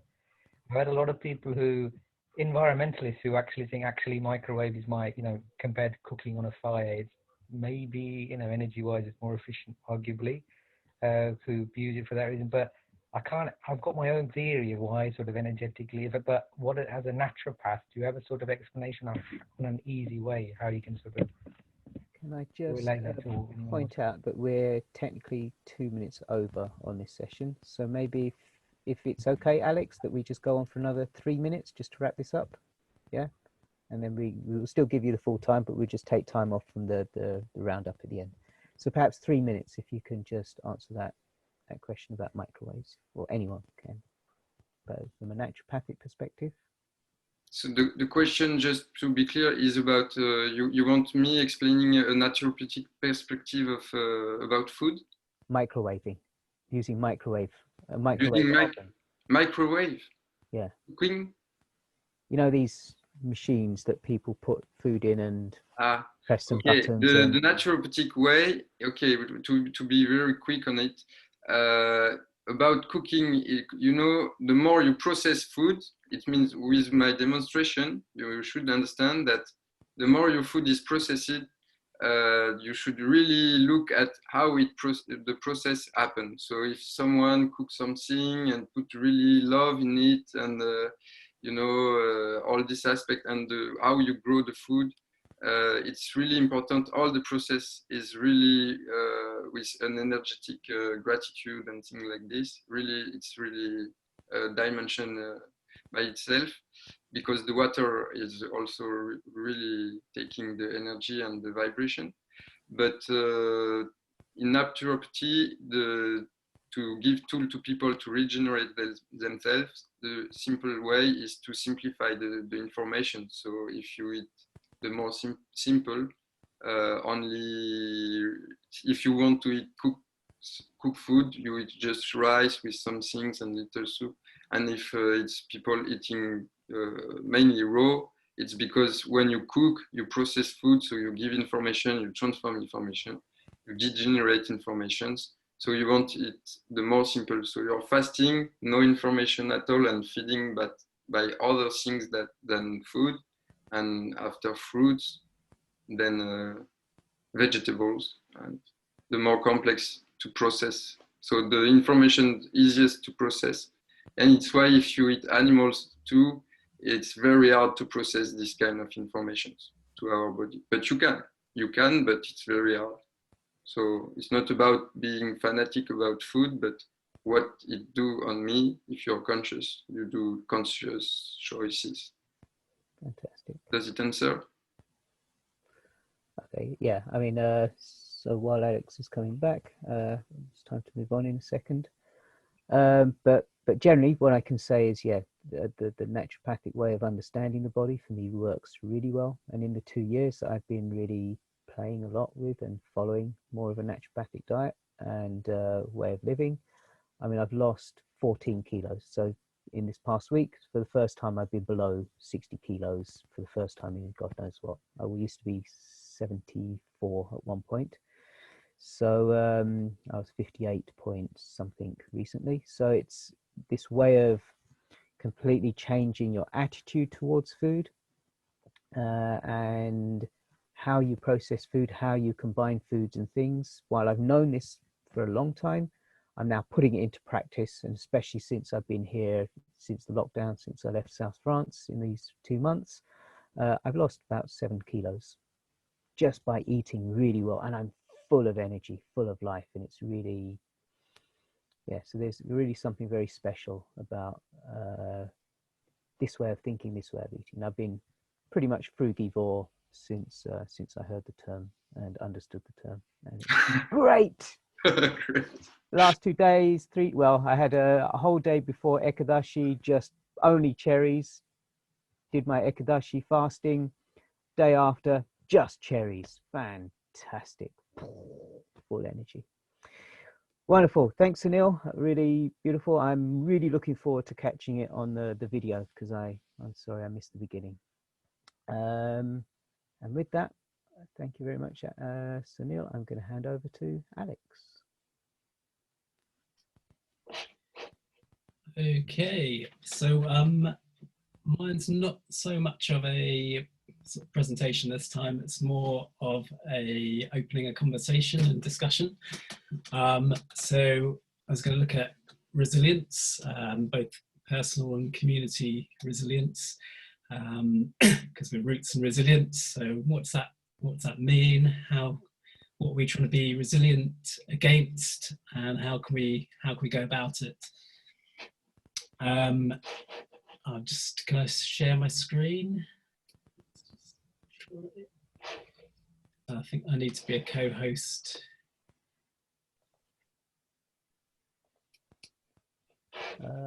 Multiple participants. No, you should be able to share your screen. Yeah, I can now. Yeah, I'm good to go. So just sharing it now. So so the way we sort of tend to think about resilience is usually it's talked about in coming through a tough time, or quite often people say bouncing back out of a tough time. But I kind of like to think of it more as bouncing forwards. So how can we learn and adapt? So a short definition of resilience it's a very short definition, is adaptability in the face of disturbance or shock, which is very similar to the permaculture principle, creatively use and respond to change. If you can see that, yeah. So this is just kind of to start a discussion as well. So what characteristics of resilience do we want to build? And that's within ourselves and within our communities, maybe further beyond. And whatever that is, it needs to be sustainable. It needs to meet our needs within our local communities, and also it needs to meet future generations' needs. And also it needs to be kind of dynamic, because there's a lot of uncertainty, the future challenges that lie ahead. So we really don't know what's coming down the line. It's going to be unique to each community and each sort of locality and area. So just looking at what we need to be resilient to, most of them are going to be based around, like, broadly the 4 E's. So we've got, so these are usually associated with sustainability, like sustainable energy, sustainable economy, but in terms of like shocks and things that are going to disturb us in the future, challenges that we might face, like climate, you kind of put the negative on all those things, like inequality, financial instability, climate change, depletion of energy and fossil fuels. So largely speaking, those are the things we might need to be resilient to. We might come back to that, because we could actually, if we wanted to, we could like write some things on that, along just like linking to those things, like what things we might need to be resilient to, like, I don't know, flooding, healthcare stuff, and linking it to the various things there. But I'm just going to quickly move on. So the most thing I did a little, I kind of binged on a resilience course, which is a self-directed course, and the most interesting thing that I sort of learned from it was about, we're only resilient as those around us. So the resilience of any one system is influenced by the resilience of everything around it. So like your friends, your family, your neighbours, the neighbouring community, or even the neighbouring country. So for example, like household to economy, things in the global economy can cascade down, like we've seen in this pandemic, to affect your household. I live in an inland area, but the coast is only like 11 miles away. So there's a chance with the climate emergency that coastal areas are going to be flooded, and then you're going to get migration to inland areas and towns and villages, and same with island and mainland. So I guess what I'm saying is that you can't see yourself or your community in isolation, because if you've got inequality in one place, especially climate inequalities, like places that are affected by rising sea levels, those people are going to migrate, or they're going to fight for their survival, and they'll migrate to other places which might be next door to you. So we have to kind of think of the bigger picture when you're talking about resilience. And yeah, just to sort of touch on that point, there's like, you know, places that are almost underwater in the world, like Tuvalu, the rest of the world, please keep a place for my country to stay. So it's just thinking in terms of, yeah, what's the communities that you're surrounded by, and it's just something to bear in mind for resilience. So I was just going to sort of open it up to a discussion. Really, there's things we can learn from ecosystems in terms of resilience, like say from the patterns in nature that can kind of be applied to human systems, like diversity is one. Like say a forest has to recover from a forest fire, it naturally has pioneer species that will have seeds that survive the fire and quickly start regrowing, and it will have like like a abundance of species, so that some will survive. So there's kind of some things we can draw from nature,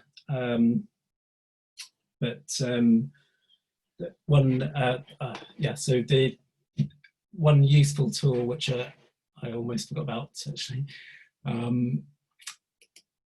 is something the Post Carbon Institute have published, called the 6 Foundation for Building Community Resilience. So I'm just going to try and share that with you.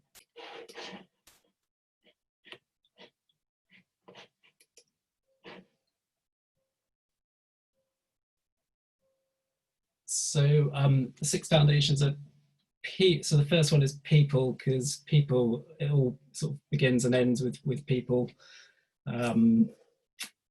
especially in our local communities, like I was saying before, friends, neighbours. It's like connectivity is, and building support networks is obviously, that's going to be key to sort of building some kind of resilience in our community. And it might mean opening up difficult kind of conversations, because even within a community there are going to be different points of view. You might come up against authorities, etc., like was spoken about earlier by Loretta. And then the second, and these, because every community is different, they've put these 6 things as a kind of like a basis of tools that can possibly work. I think there's like some flexibility in them, but they're just like a kind of a toolkit, really. Systems thinking, permaculture is kind of like systems thinking. It sees how parts relate to the whole, and sees everything within one system. And then adaptability is again how we adapt to shocks and disturbances. How can we adapt and learn? How can we kind of anticipate future problems, future challenges, like climate change, like food? How can we kind of try and get ready for those in advance? But we're not going to be there's going to be challenges that we can't see, like we didn't see this pandemic coming.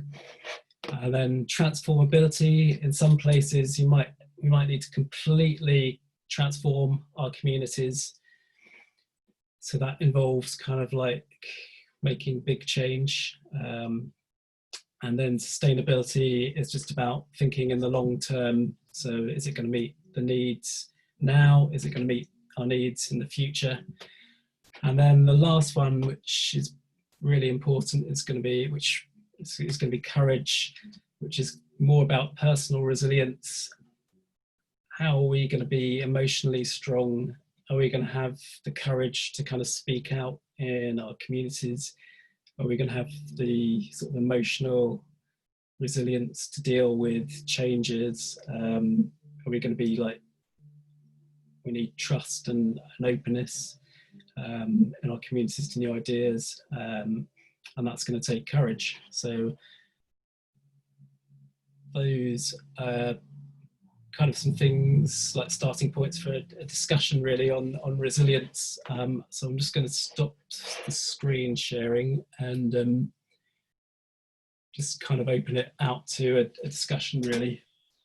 If anyone wants to sort of pick up on any of those points.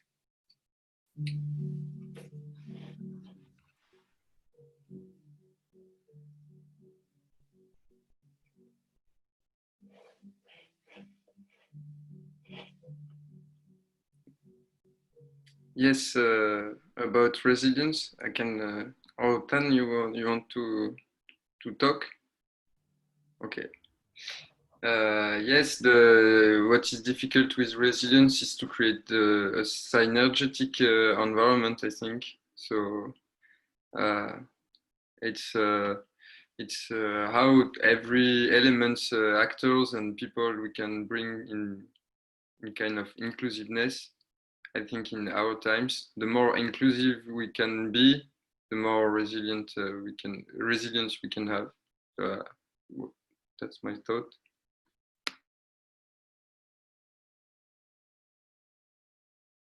Yeah, and I'd say like building support networks and including as many people in the support networks is really important. And maybe engaging people that you wouldn't normally kind of speak to. So the kind of maybe people in your community who have an interest in the community, but it might be very different to yours. It might be the local gun club or something. People that have a very different interest in your community, but they're still part of the community and they still value your community. So it's kind of trying to kind of include as many people. So the kind of first thing you need to do is work out what do you value in your community, really, and what needs to change.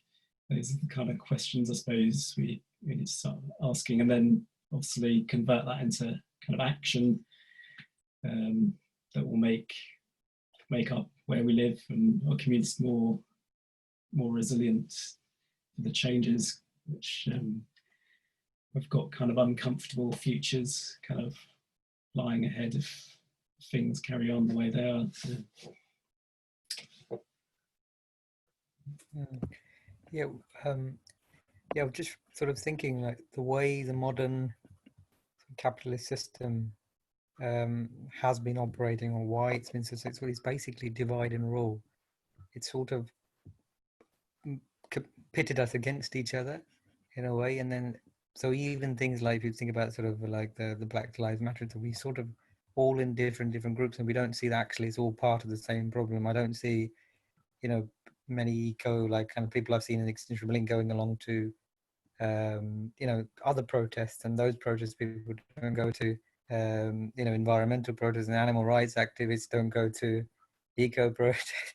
So it's all this kind of, we're all operating in our silos, when really the fundamental essence is, you know, about equality and justice and creating a better world. But until we sort of join those dots and realize there is only one issue really, and that is, you know, these core values.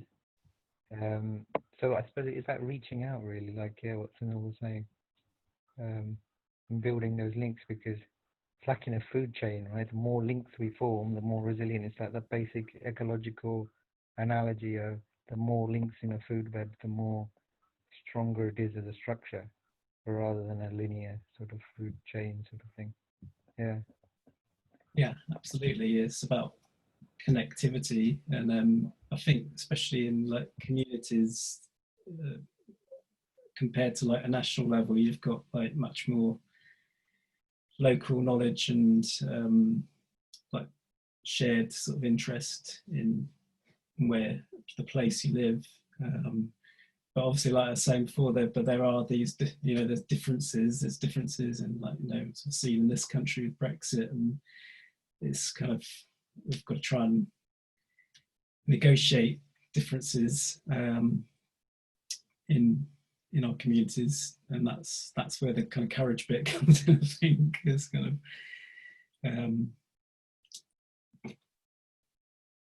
because otherwise we're not going to get anywhere. And so I like the idea of like Extinction Rebellion's people assemblies, and I think, you know, Rak teaches sociocracy, so kind of ways like that where everyone has a voice that gets heard. I think it's going to be more and more important, because I don't think these problems are going to be solved at the kind of governmental level. I think it's going to come from the local level upwards and sideways, but it doesn't seem like it's going to go the other way yet. Although in some places, like I heard in Paris, the mayor wants to make Paris a 15-minute city. So, you know, there's things there's good examples happening. So yeah, we've got to follow those good examples. Anyone else want to share some thoughts on resilience? I'd like to share something. Yeah, it was interesting speaking because, you know, we speak a lot about kind of looking to nature and looking to the way that nature is organized to kind of give us an idea of, you know, how we could act. And I was just thinking that there's this kind of, the word ruthlessness came into my head. You know, there's like something in nature that is very ruthless and is very ready to be flexible and to change and to just see, you know, that the conditions have changed and all the energy moves in that direction, which I think for us as human society is very difficult to do. Like in some ways, people in power are very ruthless, you know, with natural resources and with people's lives. Like they're kind of become very disposable. But what I've seen in this is that somehow as a society or as a power structure, we're very like fixed on intangible ideas. You know, it's very hard for people to think about changing the way society is structured or the way economy is structured, even though on kind of in essence, it's an intangible thing. We're like very fixed to that. And I think that's one of the biggest challenges, to kind of to be really open to change. You know, we talk about all these things about, you know, advancing and changing our culture and evolving and science and progress. But at the same time, there's something in us that's very, very fixed.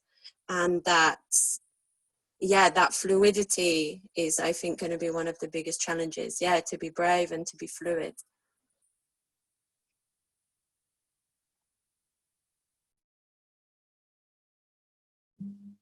Yeah, I think there is a ruthlessness to kind of like global economics and stuff. It doesn't value people. There's like creates inequalities, and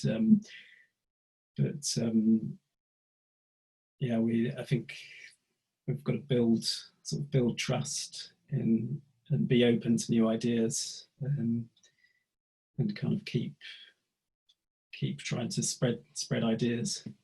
I think we need to wrap up now, because I think we've reached the end of the time for this session.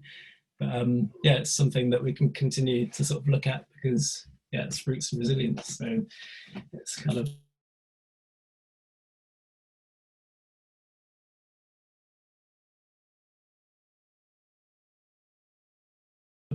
unless people want to carry on chatting, I don't know. It depends how everyone feels.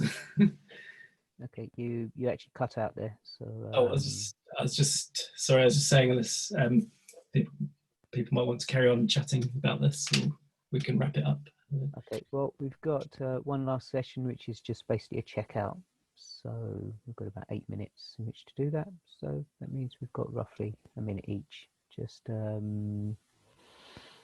so it could either be any questions. It could be, has this session made you think, you know what, it'd be really great if we had a conversation about that.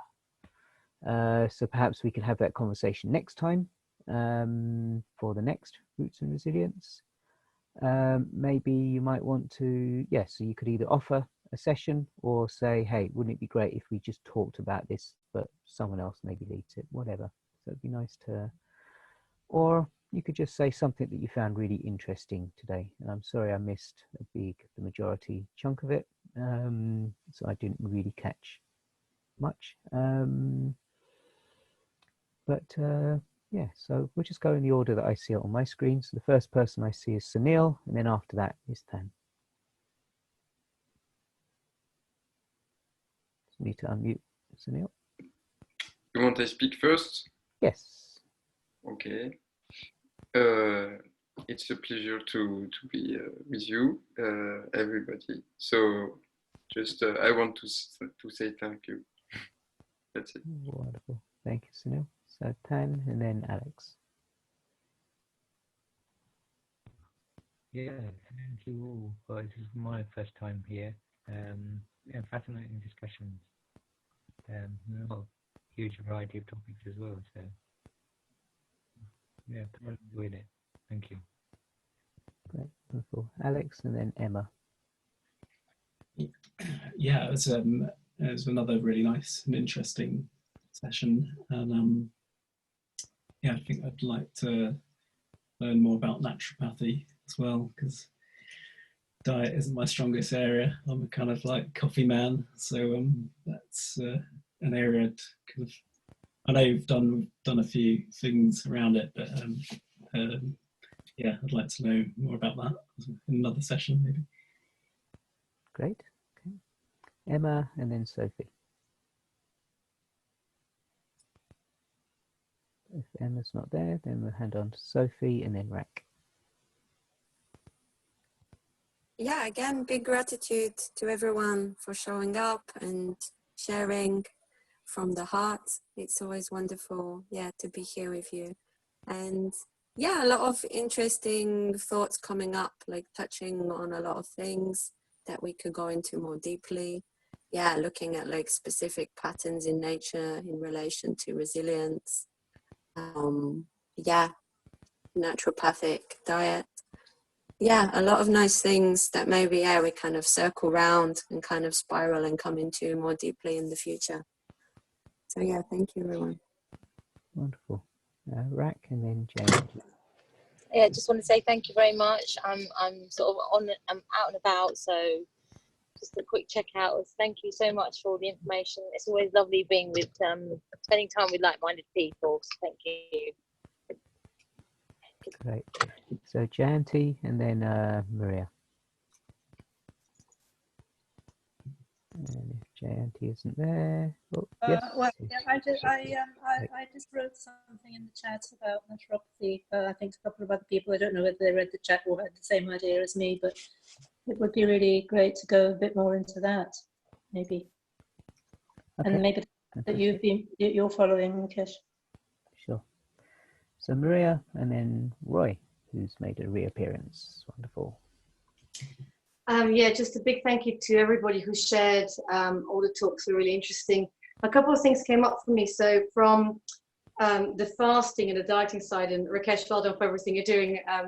I've been fasting every year since the age of 27. I do 40, 50 days of only fruit and veg. And I kind of make it up as I go along. And each time I lose 6, 7 kilos, I do it annually. But I know what I'm doing, but I don't. So I'd love to, maybe we can do more of that. We can share tips on fasting and best practice. Back home in Bulgaria, we always say you need to do 3 days of only cherries in autumn, for example. Not autumn, sorry, May, June, in cherry season. So there's little tips maybe we could share one day. But also with the breastfeeding bit, Emma, thank you so much for sharing that. And again, the alkaline diets, and we were talking about breast milk being a pH of 7.3, and maybe we can talk about alkaline and acidic bodies as well, because I find that really fascinating. And yeah, I think we should just all spend lots of time outdoors together, and that's how you get your resilience, right? And that's how you get your trust. So it's groups of people together outdoors. I think that's what I do for a living with children and adults, and I think that's how we get trust. So thank you all. Bye. Wonderful. Great. Roy, any last final words? Yeah, I'm back. Hey. Heading in time. Yeah, thanks. It was a nice session. Yeah, I missed out the last bit, unfortunately, but I met up with the Forest Garden Design Dutch team, and we're actually wondering, what is our homework, Rakesh? I'll tell you later. All right. Cool. So completely redesign every single forest garden that's ever been made and study them in such in-depth knowledge that you can just understand them and rebuild them anywhere in the world. Simple. Bye tomorrow. Easy. Done it. So sorry, I had to duck out because I had an important meeting about organising our community forest gardens, and so we now have a plan of action for how we're going to create several forest gardens here in my local area. So I missed a lot of the wonderful stuff, so I'm looking forward to catching that online. What I will say though is Sunil and I are, and maybe we should have this next conversation fairly soon, Sunil, is we're planning, and we've already got some dates together for doing a holistic life design, which is where we look at, so it's going to be a combination of permaculture, naturopathy, and various other things, where we look at the body. We use permaculture tools and naturopathic tools to look at the body as if they're systems. So there's the digestive system, the endocrine system, the musculoskeletal system, etc., etc. What they do, how they work, how we know when they're functioning well, what do they need to function well, what puts them out of balance, how do we tell they're out of balance, what's the consequences of this, how do we know that that's happening, how do we get the feedback, and then we start looking at how we can correct that, how we can bring about balance in that. But at the same time, we look at permaculture, and we use a particular tantric tool that looks at the balance between mental, physical, spiritual in different realms of our life, and what we're doing well in each of those and what we're not doing so well. So between all of this, we then create a design. So using and understanding naturopathic diets, understanding naturopathic mentality and practices, different spiritual practices or exercises, and various things. And each person makes a design of their life. How do they, just in the flow of their life, without, so be realistic, don't make a plan which is you're never ever going to follow, because that's pointless. But how do you weave into your day-to-day activities this beautiful, gentle flow so that it really, life becomes great? And that is from the design that we made in France. That's what I've been putting into practice here in England since I've been back, and I would say it really has changed my world. And so thank you, Sunil, for being part of that. It's really, I can honestly say, if for the rest of my life I never taught another permaculture course, but all I ever did was this holistic life design, then I'd be so happy, because this really is significantly transformative, and it's really beautiful and real pleasure to work with Sunil on bringing this to people. So we're going to make it happen. We're definitely going to do one online, and there's also talk of doing one in Denmark as well. So and then who knows, maybe even we could find some place to do it in England in the new year. Let's see. But definitely there's going to be one online. So, but we can also bring it, you know, little chunks of that into here as well, little tasters and, you know, little nuggets of great information. But if you want the full experience, yeah, the online course is going to be amazing. I'm really looking forward to that. So I think with that, Sorry, anyone has anything else to feedback? Yeah, do you have any dates or anything for the course? Or? We have dates. We don't have a promo yet. I will see. I hope by the end of next week I'll have everything online. I can forward the dates. Yeah, I can at least send the dates. In fact, yeah, I don't have them right now. Would that be by what? Facebook or? I'm not sure, but okay, let's have a quick look right now. Holistic life design. It's 5 weekends in a row, starting the 29th of August. So 29th of August, and then all the way through September. And it's 4.5 hours per day over the weekends for 5 weekends. So yeah, I'll try and make a promo fairly soon, but it's going to be great. It's really, yes. I don't know about you, Sunil, but for me, it was one of the most amazing experiences down in South France. And you know, I've done something similar in India, which was also really amazing, but this one with Sunil was really special, really special. Yes, thank you, Rakesh. It was great to do it with the permaculture approach. It was really, and it changed also to me a lot of things. So yes, thank you. Wonderful. Okay, any other questions, or should we call it a day there? I just want to say something about, yes, to the next session. I will propose also another session like this, but you can send me, I don't know how, but you can send to Rakesh or to me what kind of subject you are interested in.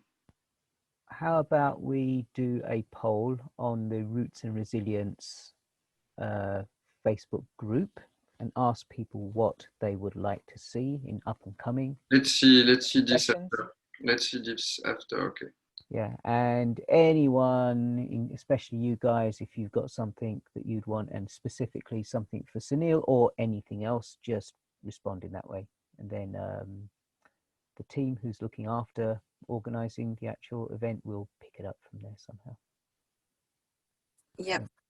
And for the event, yeah, for the next one, it's the 22nd, and the sign up form is already open. So yeah, you can already start signing up and inviting people, and we'll put all the dates and things on the Facebook page soon.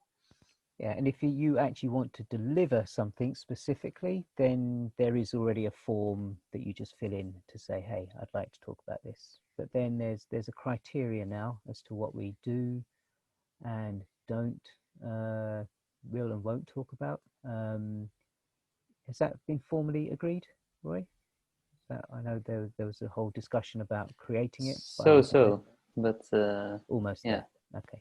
There's a proposal that we're all going to look at together, I think. Yeah. I think one of the key things from my perspective, and I wouldn't consent to it unless it covered this somehow, is it needs to be environmentally friendly. It needs to be something that enriches everyone's lives, and most importantly, doesn't harm animals. So anything to do with animal husbandry and manipulating or using animals, from my perspective, I would not consent to that. So I'm fairly sure that that's going to be in there anyway, but yeah, so that's the kind of framework around what is and what isn't appropriate for the Roots and Resilience sessions. So look forward to the next one. So lots of love, everyone. Take care. Yeah, lots of love. Lots of love, everyone. Thank you. Lots of love. Lots of love.